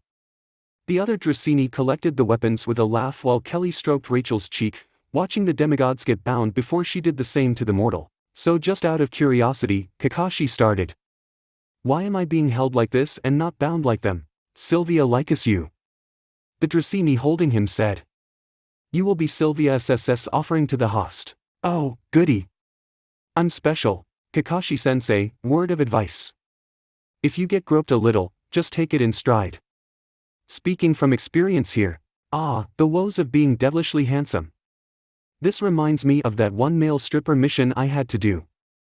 Unfortunately, I think this is going to end just like that mission did. Kicking ass and taking names. Waking up in a hospital after a month went by. The horror. They were led into two bronze doors guarded by a giant with red eyes and drooling fangs. The door was opened and as they passed through, Naruto made a face at it. It made a grab for him but was stopped by a savage slice from Kelly. Ah, it was nice to know that even while on opposite sides, Naruto was saved by his past life's yearning lover. And while that irked Talia, it entertained the hell out of him. He, Percy and Kakashi were separated from the girls, the three of them being taken to the host as prisoners/observers. The three were led to the gates of an arena, where they got to see a centaur killed brutally. Naruto bowed his head and prayed for the creature's soul before looking up as the gates were opened. He and Kakashi were pushed through the gates, Percy being held back by the Dracini hissing tauntingly at him. Their binds were cut and then he saw him. Naruto's blood ran hot. His fists clenched tightly and the ground beneath his feet was slowly heating up if the steam was anything to go by. Golden suns turned red as they stared at the cold blue orbs belonging to his one-time friend. Luke, he couldn't describe how made he was, nor how he felt about the house psychopath. Murderer's a good one. Bastard isn't bad, but a bit insulting. Oh, here's a very accurate word, traitor. That'll do nicely. Naruto said under his breath. He listened to Luke barter with the giant son of Poseidon and Gaia, Antaeus. It was odd hearing praise from the guy that tried to kill you not too long ago. What's that, Naruto? Just talking to myself, Kakashi-sensei. Naruto said, surely the heir of Helios will entertain you, Lord Antaeus. Luke said, his silver tongue being put to good use. He is good with both a bow and a sword, and comes from a land where magic is within all. Yes. Heir of a titan, my father's cousin. He will die well in this temple. Antaeus said with a gleeful smile.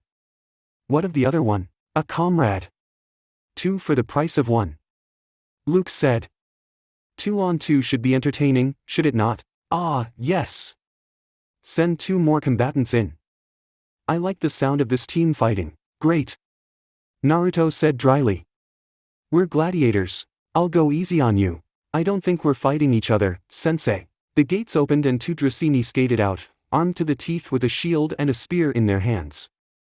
They glared at the 2 shinobi, who shared a look of boredom.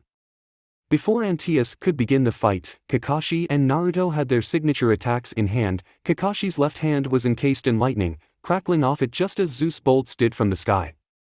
Naruto's hand held a small ball of fire that burned more intensely than the chariot of Apollo.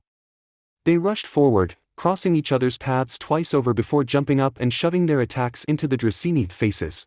Soon after, the 2 monsters were dissolving, leaving behind a boot of snakeskin each. Naruto grinned and snatched the 2, not that Kakashi would know what to do with them. He put them in a seal before Antaeus recovered from his shock, which swiftly became anger. I did not say begin. Antaeus said, standing from his seat in all his sumo-like fury. He looks like an Akamichi, doesn't he? Kakashi asked. Ah, that's an insult to Choji's family. Naruto said, waving it off. He looked up at the infuriated giant. Come on. Give me a real challenge. I'm the son of Apollo, heir of Helios. I'm literally a walking firebomb waiting to explode. Antaeus glared at him before sitting back down and nodding. True, their deaths were magnificent. This time wait for me to start and end the fight. Sorry, we got trigger happy. Naruto said with a shrug. Antaeus gave him a terrified grin and he turned to address the audience. Now, I give my fine guests and my father the Earthshaker a true treat. Release the Indus worms. The what? Naruto and Kakashi asked, both not liking the sound of that. What are those? Talia asked. Giant man-eating worms from India. Annabeth said under her breath. They should be able to fight them, I think. Real reassuring there, Annabeth. I don't remember asking you, Golden Girl. Stop talking. Kelly snapped, her eyes going back to the fight. I must watch in order to intervene if necessary. Talia snorted. You won't need to. I hope not. Standing orders and all. Naruto and Kakashi settled back to back as the ground shifted and cracked before from beneath broke 4 large tree-like things. They were about 12 feet in length, perhaps 6 or 7 feet wide. Circular mouths with lines of sharp teeth opened as they roared, surrounding the 2 shinobi. Naruto grunted in annoyance. Graboid's influence. Great. He said. What influence? Kakashi asked. Tremors. Pretty fun sci-fi movie. Has Kevin Bacon in it? If we live, which we probably will, I'll show it to you. Does it have a Ica scene? Sensei, my aunt would hate you. Now, that's not a nice thing to say, Naruto. She's got the moniker of Immortal Man-Hater. Ma, so negative. Begin. Antaeus said over the roar of the crowd. The monsters roared before diving forward. Their attempted group attack was avoided as the 2 shinobi jumped up and landed a few feet away, back to back as the tails of the worms disappeared under the earth. The ground started to circle around them and they stood completely still, tense and ready to move. Well, this is fun. Kakashi said, unsheathing his sword as well as a kunai, holding both at the ready. Any ideas? They've got to have a weakness. Naruto said as he flicked his flashlight switch, eclipse unfolding out and gleaming readily. It's like a godly law or something. Even the playing field. Yes, well, this seems fair. Kakashi said. Worms circling us like we're dinner. I never said it was fair, just saying it was an even playing field. Naruto said, his right hand flipping through signs that Kakashi saw through his peripheral vision. The Anbu smirked beneath his mask and put the kunai to use, throwing it a bit away. It struck the ground and a part of the circling ground split off, going to investigate it. Naruto and Kakashi exchanged a look before Naruto grinned.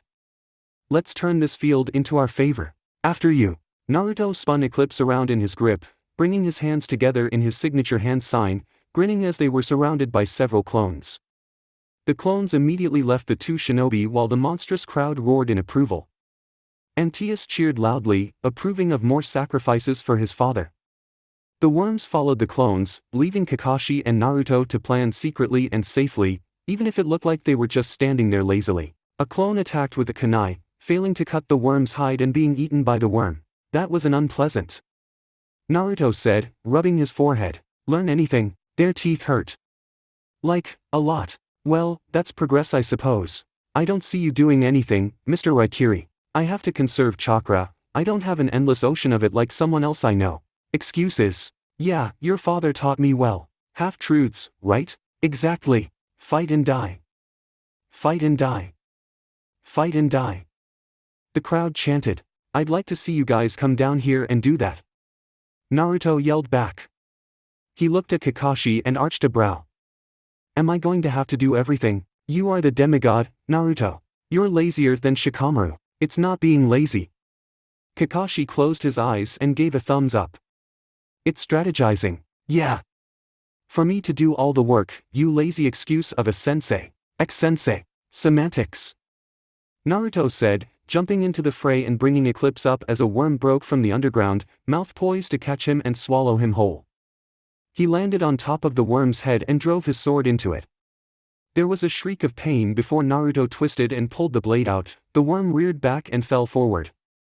It dissolved into golden dust, electing the attention of the other worms. Uh-oh. Naruto grabbed the vial of oil left behind and tucked it away into his pouch. His clones ganged on one of the other worms before it could dive underground, attacking it with Razengans as it dived on them, causing them to sacrifice themselves. The blonde ninja ran away as the other two followed him, one jumping out of the ground with its mouths open to eat him. He avoided with a small evasive jump, turning to slice the other leaping out right down the middle. It exploded into golden dust, leaving behind the strong smell of sulfur and a vial that hit him in the head.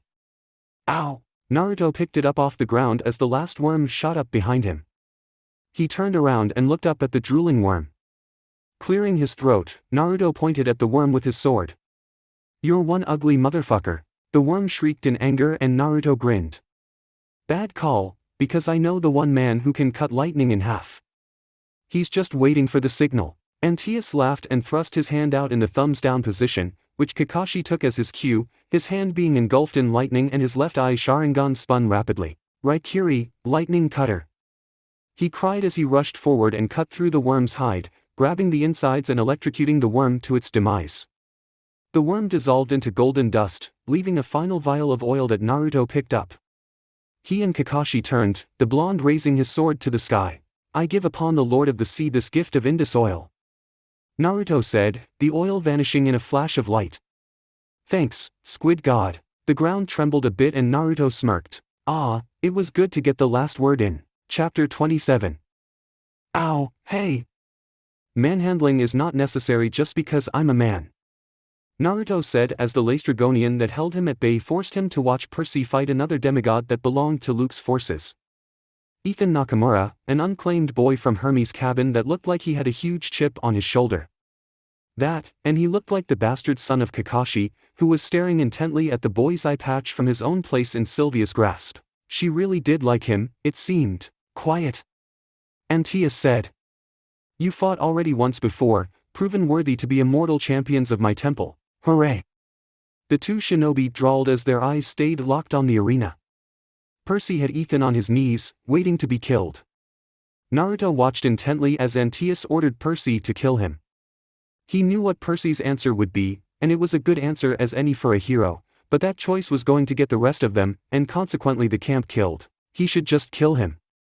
Kakashi said under his breath. Naruto glanced at the white-haired shinobi who continued. The boy gave up his eye for something. And, he gives me a bad vibe. He's in Luke's army. Naruto said, getting a glance from the blonde in question. Of course he gives you a bad vibe. All of them are as slimy as the rottenest Nuke-Nin. Nuke-Nin? Comparing us to your forces, Naruto? Luke asked, a brow arching. Only to the people who are lower than trash. Naruto said. Luke scowled at him and Naruto grinned. Ah, what's wrong? Did I hurt your feelings? You'll regret not siding with me sooner, Naruto. Why? Because someone has daddy issues we should all hop on the bandwagon? The Olympians do not care for us. Maybe. But that doesn't mean we should dedicate our lives and the lives of our siblings to defeating them. Stop squabbling. Antaeus said, already furious with how long this execution was taking. Son of Poseidon. Kill him. Percy ignored him and lowered his sword, offering his hand instead. Ethan stared at it for a moment before he took it and stood with Percy's help. Antaeus stood from his seat, outrage on his face. You'll both be sacrifices to Poseidon for insulting the games.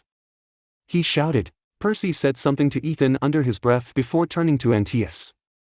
Why don't you fight me instead? Prove that you've got Dad's favor. You wish to fight me? Antaeus looked a bit bewildered at the challenge and the crowd started to mumble.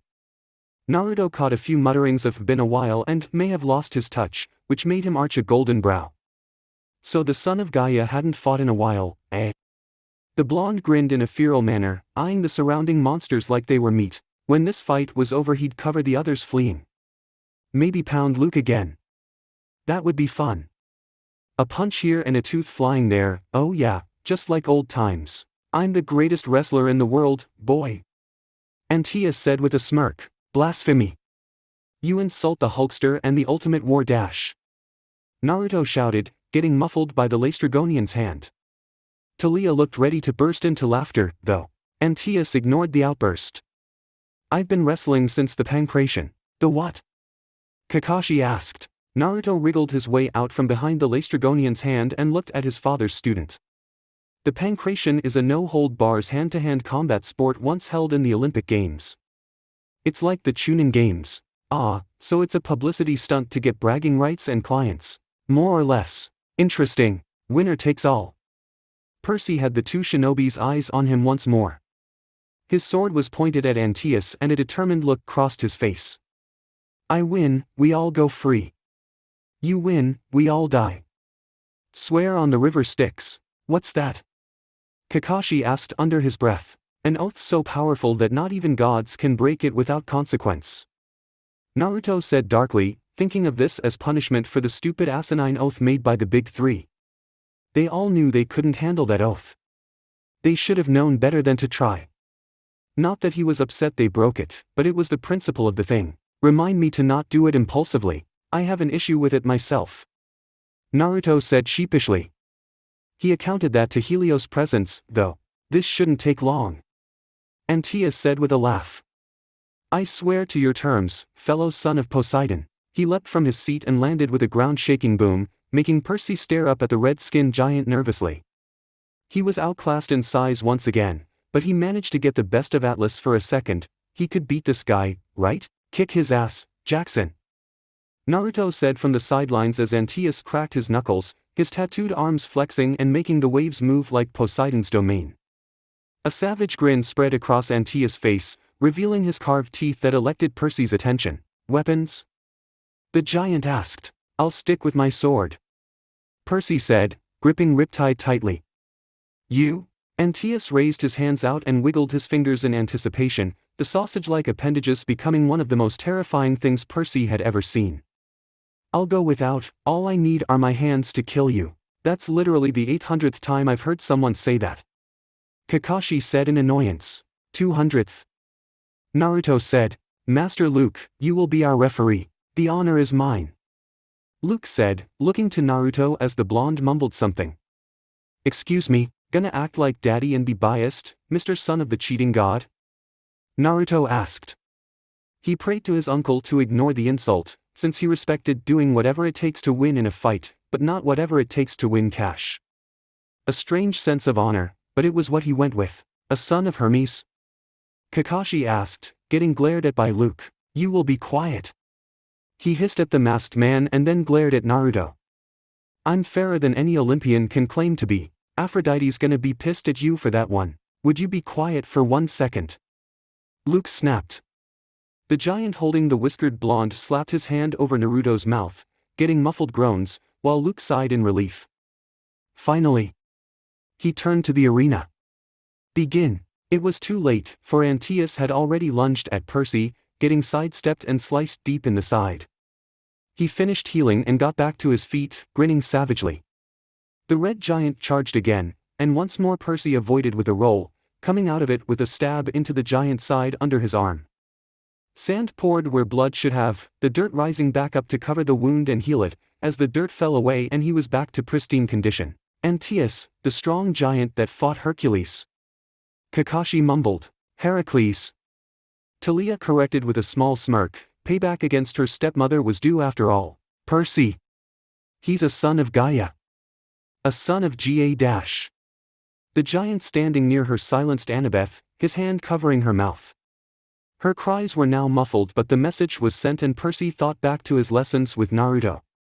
Antaeus ran into Heracles in the midst of his 11th task, had been challenging people for skulls to make into, well, he got that far. Percy evaded another attempted tackle and backpedaled to get more space between him and his brother. A son of Gaia, well, that explained the dirt. Guess that with age and a lack of willing, or rather unwilling, participates in his temple dulled the need for Antaeus' strength, and so Gaia now heals him. She's almost as good a mother as his own. If Gaia could make blue food, there may be a chance for a tie.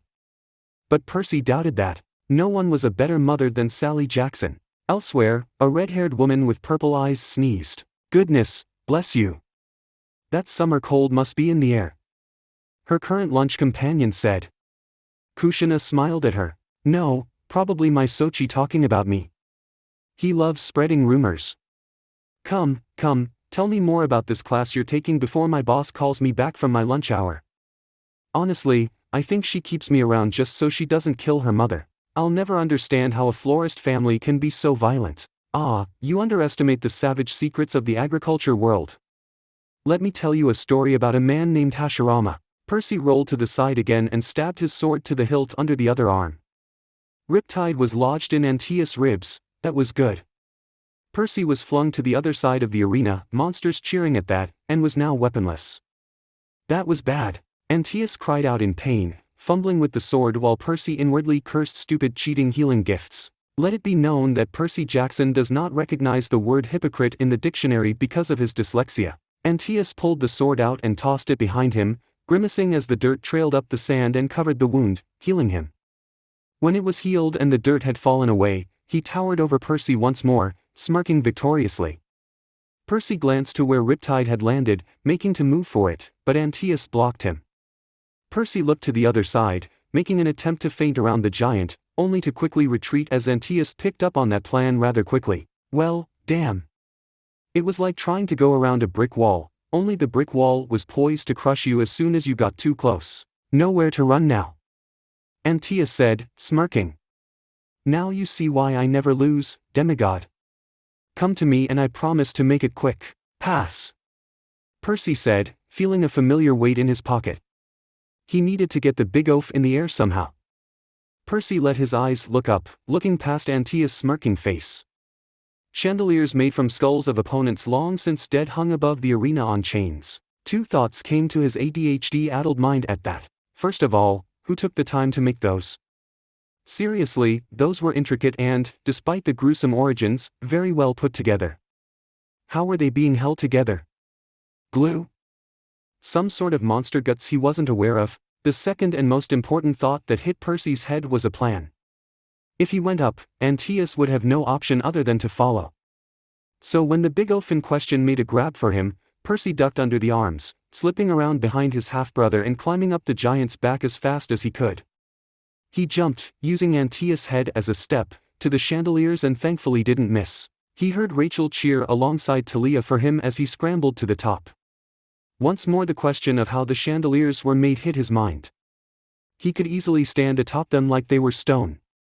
It was mind-boggling. Coward! You are not worthy to be a son of Poseidon. Antaeus said with a glare. He jumped for the chandelier, but Percy had climbed over to another rope. Come down here and face me. You come up and get me. Percy said in return as he grabbed a nearby chain bar of a chandelier and used his sword to cut it. Coward! Sticks and stones, fat ass. Percy Jackson. Talia said in mock anger.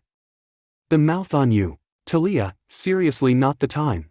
Antaeus jumped again, catching the chandelier and climbing as best he could up it. Percy finished cutting the chain and swung it at Antaeus, managing to hook it on his diaper-like loincloth on the 5th try. He attached it to the chain he clung, securing it as best he could. Antaeus grabbed 2 other chains to keep from flipping when he tried to return to the ground, since he was kept in the air by his keister. Percy just prayed that the loincloth would hold. With the expertise of a monkey, Percy swung around, looping chains like the messy child he was around his half-brother. Antaeus cursed and swore at him in Greek and English, which increased as Percy dropped to the ground, Antaeus suspended in the air by the chains wrapped around him. "I'll kill you! Get me down!" roared the red-skinned giant. "Free him!" Luke said. "He's our host. I'll free him," Percy said, spinning his sword around and holding it parallel with his face before thrusting the blade forward. He impaled Antaeus in the stomach, sand immediately pouring out of his body. He started to dissolve, unable to meet the earth that protected him so readily while the audience watched on in disbelief. When it was done, nothing remained except for a loincloth hanging from a chain. "Worst spoil ever," Percy said with a scowl. He turned to Luke, who was seething while the monsters grew antsy. "Jackson, I should have killed you long ago," Luke said with a glare. "You tried.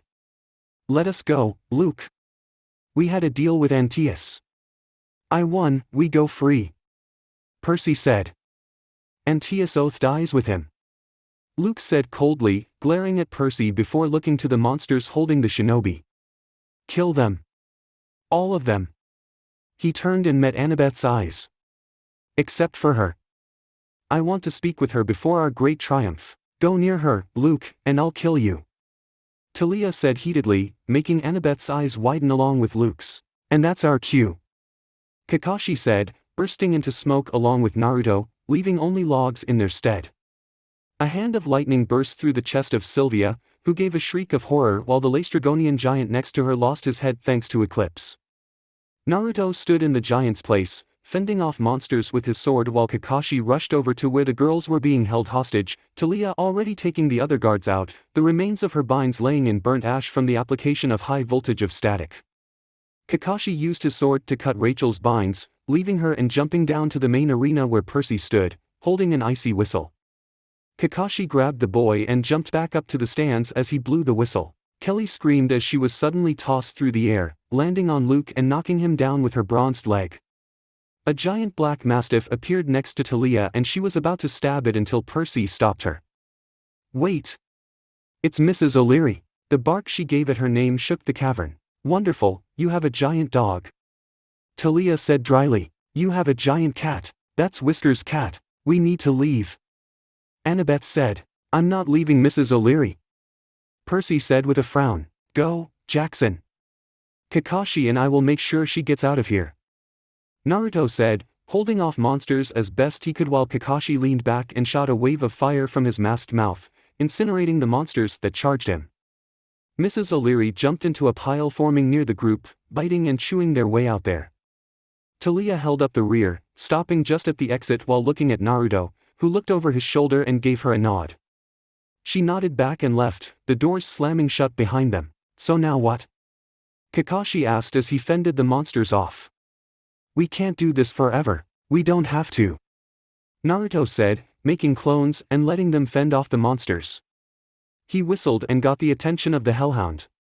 "Come on girl, take us to Deadalus." The Hellhound barked again and rushed over to them. Kakashi climbed atop the giant dog's back. She charged to the entrance in the west, Naruto jumping onto her back, waving farewell to Luke with a ball of red wool in his hand. "No! No!" Luke roared, getting to his feet. "Naruto! I'll kill you. Horribly. Painfully. Love you too, Luke," Naruto said with a gleeful laugh as he left his fellow blonde behind. Luke slammed his fist onto the dirt. "Damn it. Ruined. It's all ruined, is it?" Luke spun around to glare at who spoke, his eyes going wide when they landed on the speaker.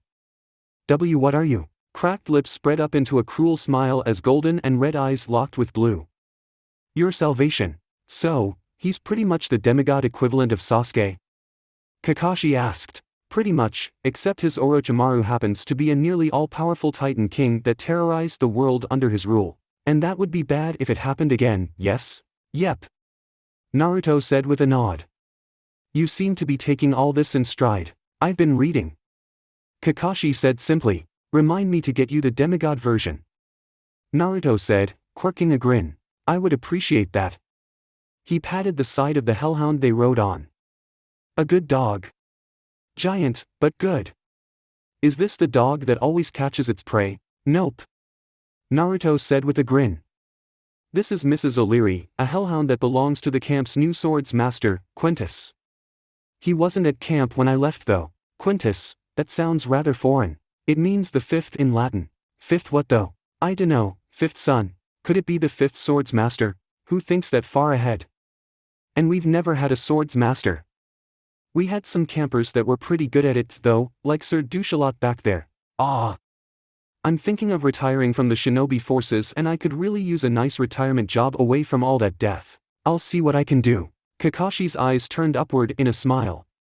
I knew there was a reason you were my favorite student. You taught Sasuke the Chidori. For the last time, he was going up against the Kazekage. Excuses. The two shinobi continued to bicker on Mrs. O'Leary's back, the hellhound ignoring them as she ran in the direction of where her master was. The group of four escaped far enough from the arena that they escaped, Percy brooding over what Ethan said about mercy being pointless in this war.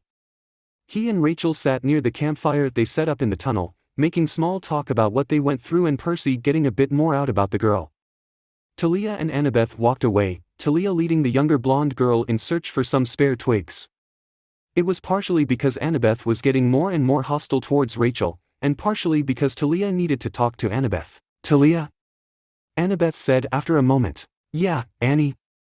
Talia asked, looking over her shoulder at the girl. Did you mean what you said to Luke? Talia stopped, turning around and letting Annabeth seeing her grave face.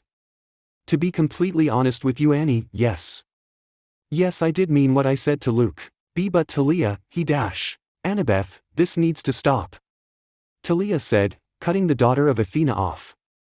Luke chose his side. We can still dash. No, Annie, we can't. Talia said, her eyes filled with hurt. I'm done with him. He poisoned me, Annie. Do you know what that feels like? That kind of betrayal, it runs deep. After growing up together on the run, to wake up and find out that your friend poisoned you, it was hard to even fathom forgiving him. But last winter, Annie, you weren't there, seeing him at his worst. He stabbed me and I nearly died. Annabeth looked ready to protest but Talia wouldn't let her, bending down to pick up some more twigs. That betrayal alone shattered whatever remained of the trust one had in him. I'm sorry, Annabeth, but I can't give him a third chance. Annabeth faltered, trying to say something, anything to get Talia back on her side. Do what you like, Annabeth. But if I run into him again, I'll kill him. The daughter of Zeus stood and began walking back, the sticks in hand. I can't bear to go through that kind of pain again. Talia lowered her tone even further, looking at something in her other hand as she spoke. Not after I finally found peace. How long would you say we've been riding? Naruto asked, lounging back and counting bricks as Mrs. O'Leary ran. Oh, about 2-3 hours tops. Kakashi said, flipping through his coveted Ika Ika First Edition, that was the most important part, novel. Ah, Naomi, so innocent, so coy. Must you really, HM? Oh, I'm sorry, would you like to read, too? Thanks but no thanks, Kakashi-sensei. I'm already in a lot of hot water with my aunt as it is. What does that, Naruto? I'm so going to treat you to ramen. While the offer is tempting, you've never treated me to ramen. I always end up paying anyway. I will this time. And I'll get you a cigar. Smoking is bad for the lungs. Do you honestly care? Considering I'm the son of the medicine god, and recovering addict. Addict? Did some stupid stuff when I was younger, about 3 years back. Ah. How's going to a strip club sound? I just said I'm in hot water with my aunt. I'm lucky she doesn't speak to my mother. Oh, the holes they would rip into me. Wait, Kushina-senpai is alive. Kakashi asked, his face turning pale. Yeah, that deal I made with Lord Hades was a real good one. Naruto said, proceeding to tell his sensei everything about his deal.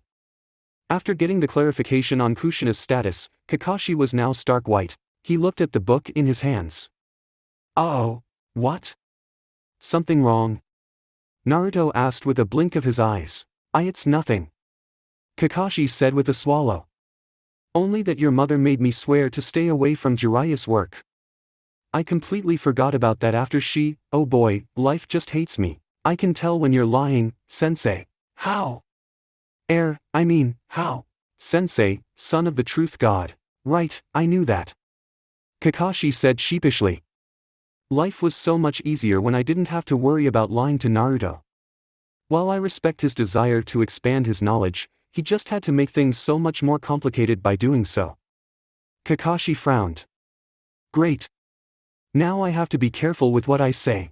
Naruto arched a brow as Kakashi began mumbling to himself. His sensei wasn't normally one to act, well, like he ran into Dionysus on a bad day. Life was nicer when he was drinking. Helios said, I figured. Naruto thought in return. Shame he had to go after that nymph. Is that what happened? He's married though. Probably the most loyal marriage I've ever seen, at that. Yeah well, according to Chiron it's because he drank too much. Really not surprised by that. Me either. What do you think that thing he said when we first met meant? No clue. This is you being all-seeing, seer, isn't it? Maybe. Helios, you're an asshole. Low bridge, don't you mean low BLO dash? Ow, fuck. Naruto said, holding his head where a stray root hit him. Kakashi snorted as he sat upright while still flipping through his book, apparently over whatever was bothering him before. Haha, seriously, that's the last time I let you watch The Simpsons. Naruto thought with a glare at his former sensei for laughing at him. He cut the connection with Helios, crossing his arms. Hey, Mrs. O'Leary. I know you don't exactly speak, but give me a bark for yes and 2 barks for no. Okay. Mrs. O'Leary barked once. Cool. Are we there yet? There were 2 barks. How about now?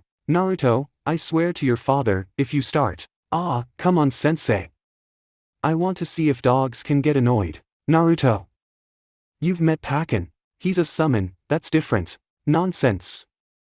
He's a good dog, the perfect dog. Mrs. O'Leary growled and Kakashi looked sheepish.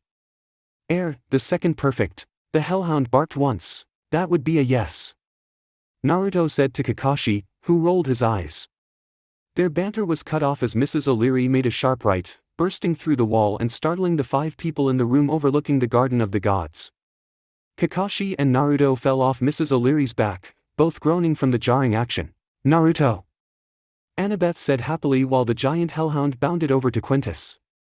Naruto, we found him. That's great, Annie. Now, if you don't mind. I'm going to sit here and rest my burning migraine for a moment. Naruto said, his eyes closing for a moment as he recovered from the landing. Damn, Branch really messed with his head. Mr. Uzumaki? You're here as well. Naruto's eyes snapped open at that and he looked at Quintus, Quintus' exposed mechanical arm, back to Quintus, and then at the roof. So that's what his name means, 5th body. Oh. Kakashi said in understanding. I'm sorry, but who are you? Quintus asked the white-haired shinobi. I don't recall your name, if we've met before. Kakashi Hatake, reinstated ANBU. Kakashi said, making Percy go wide-eyed. The guy was ANBU? He remembered Naruto saying that ANBU were the assassins and black operations of the shinobi village. What was he doing with them? I'm sorry, ANBU. Long story, Quint. Naruto said after he kipped up to his feet. One I'm sure you have time for, if you tell me why you gave our enemies this.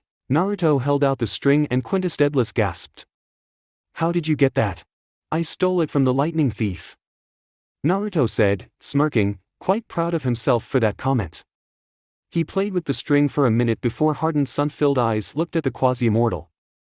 I'll ask again, why did you give Luke the string of Ariadne? He promised me a life free of my past, where I would be free from the judge of the dead.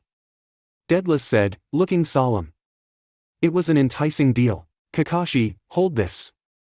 Naruto said, tossing the ball to his fellow shinobi, before he unsheathed Eclipse and moved in a flash, holding the blade to Mrs. O'Leary while holding a bronze arrow at Deadalus' throat. Mrs. O'Leary growled for the threat to her master, but stayed at bay because of the sword.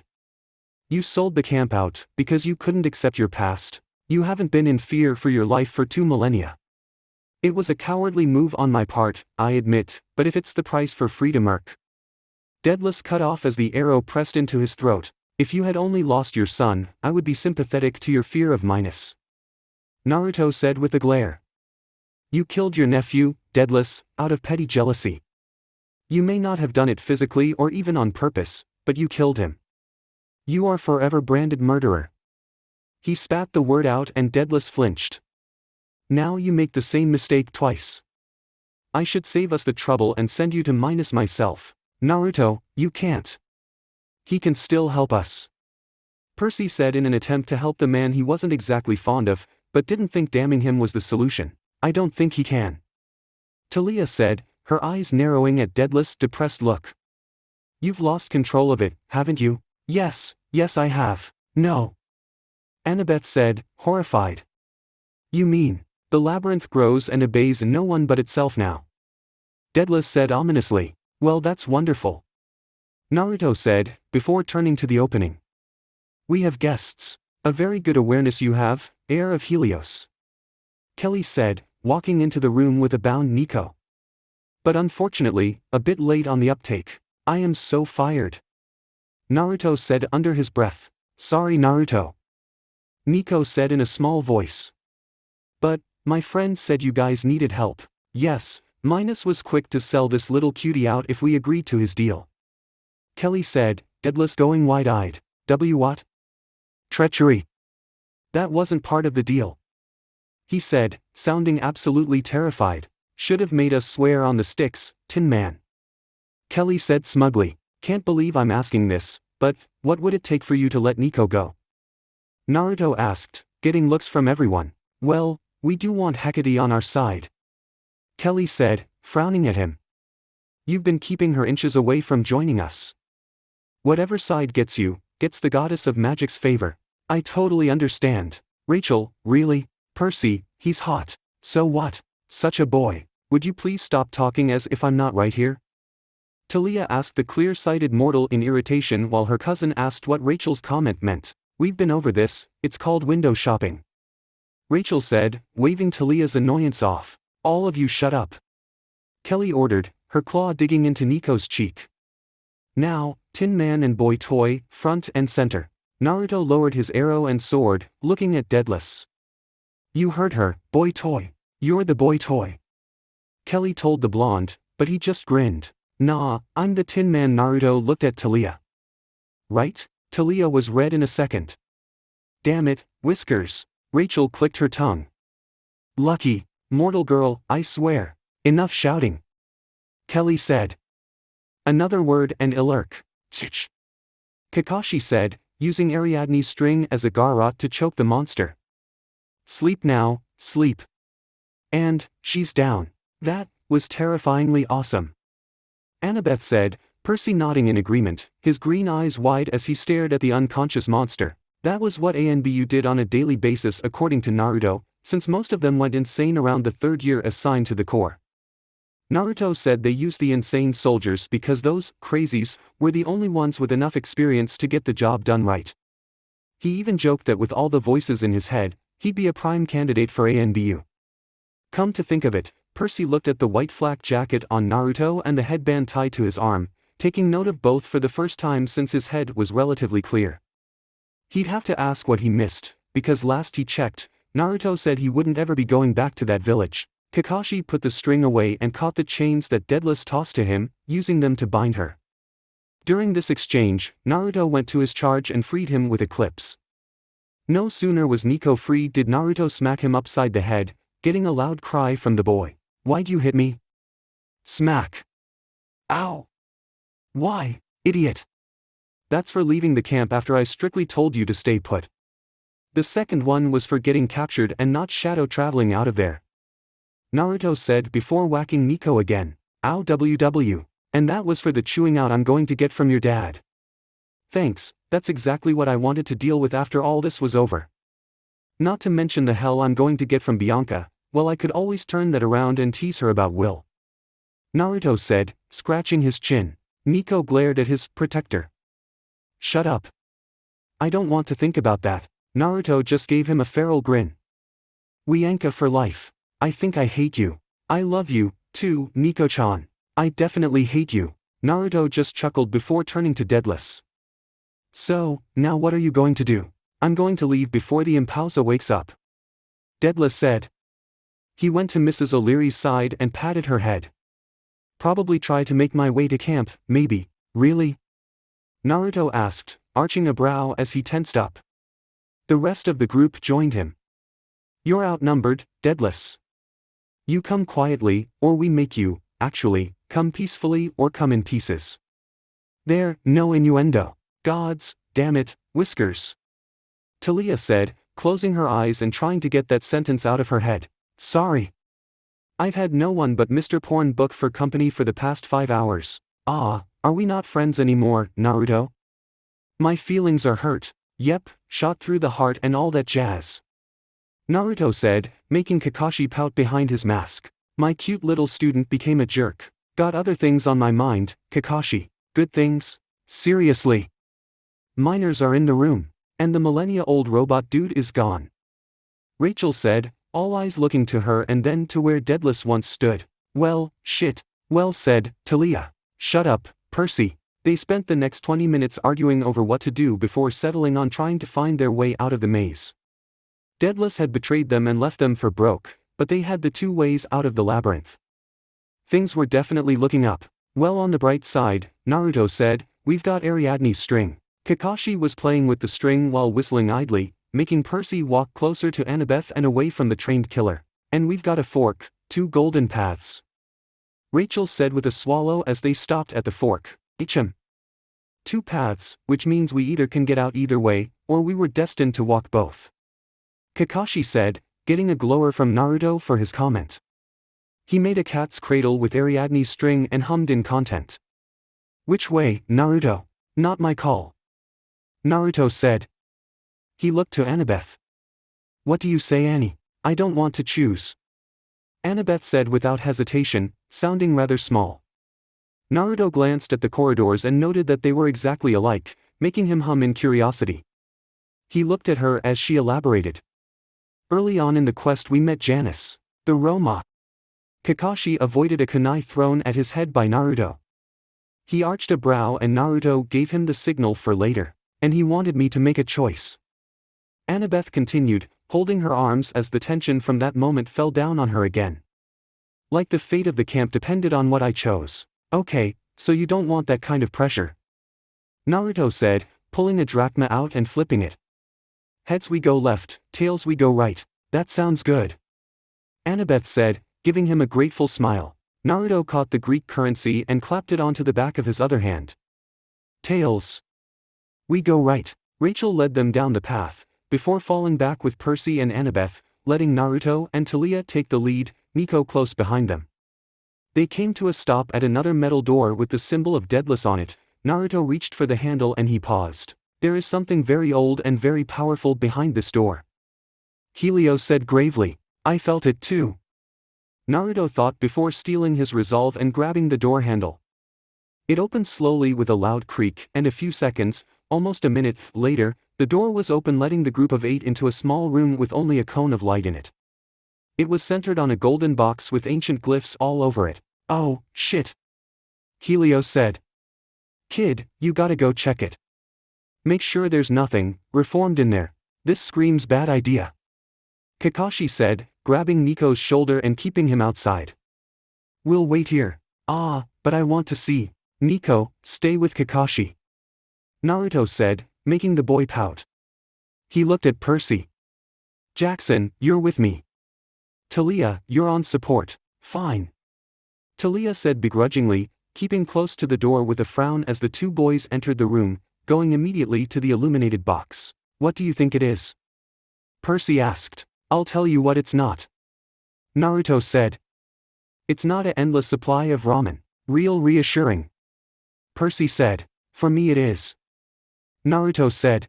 They stopped at the edge of it and shared a look before both of them grabbed the edge of the lid and pushed. With a bit of effort on their part, the lid moved, creaking open like the sound of stone grinding against another stone. Naruto and Percy both grunted as the lid fell off. Smoke exited the box and they covered their eyes. When they opened their eyes, their jaws fell open. Oh no! Naruto said, horrified. There lay Luke, eyes closed and his arms crossed like he was a pharaoh of Egypt. His skin wasn't sickly anymore, and his body seemed to be a bit bulkier than before. Luke's eyes snapped open and locked on Percy's.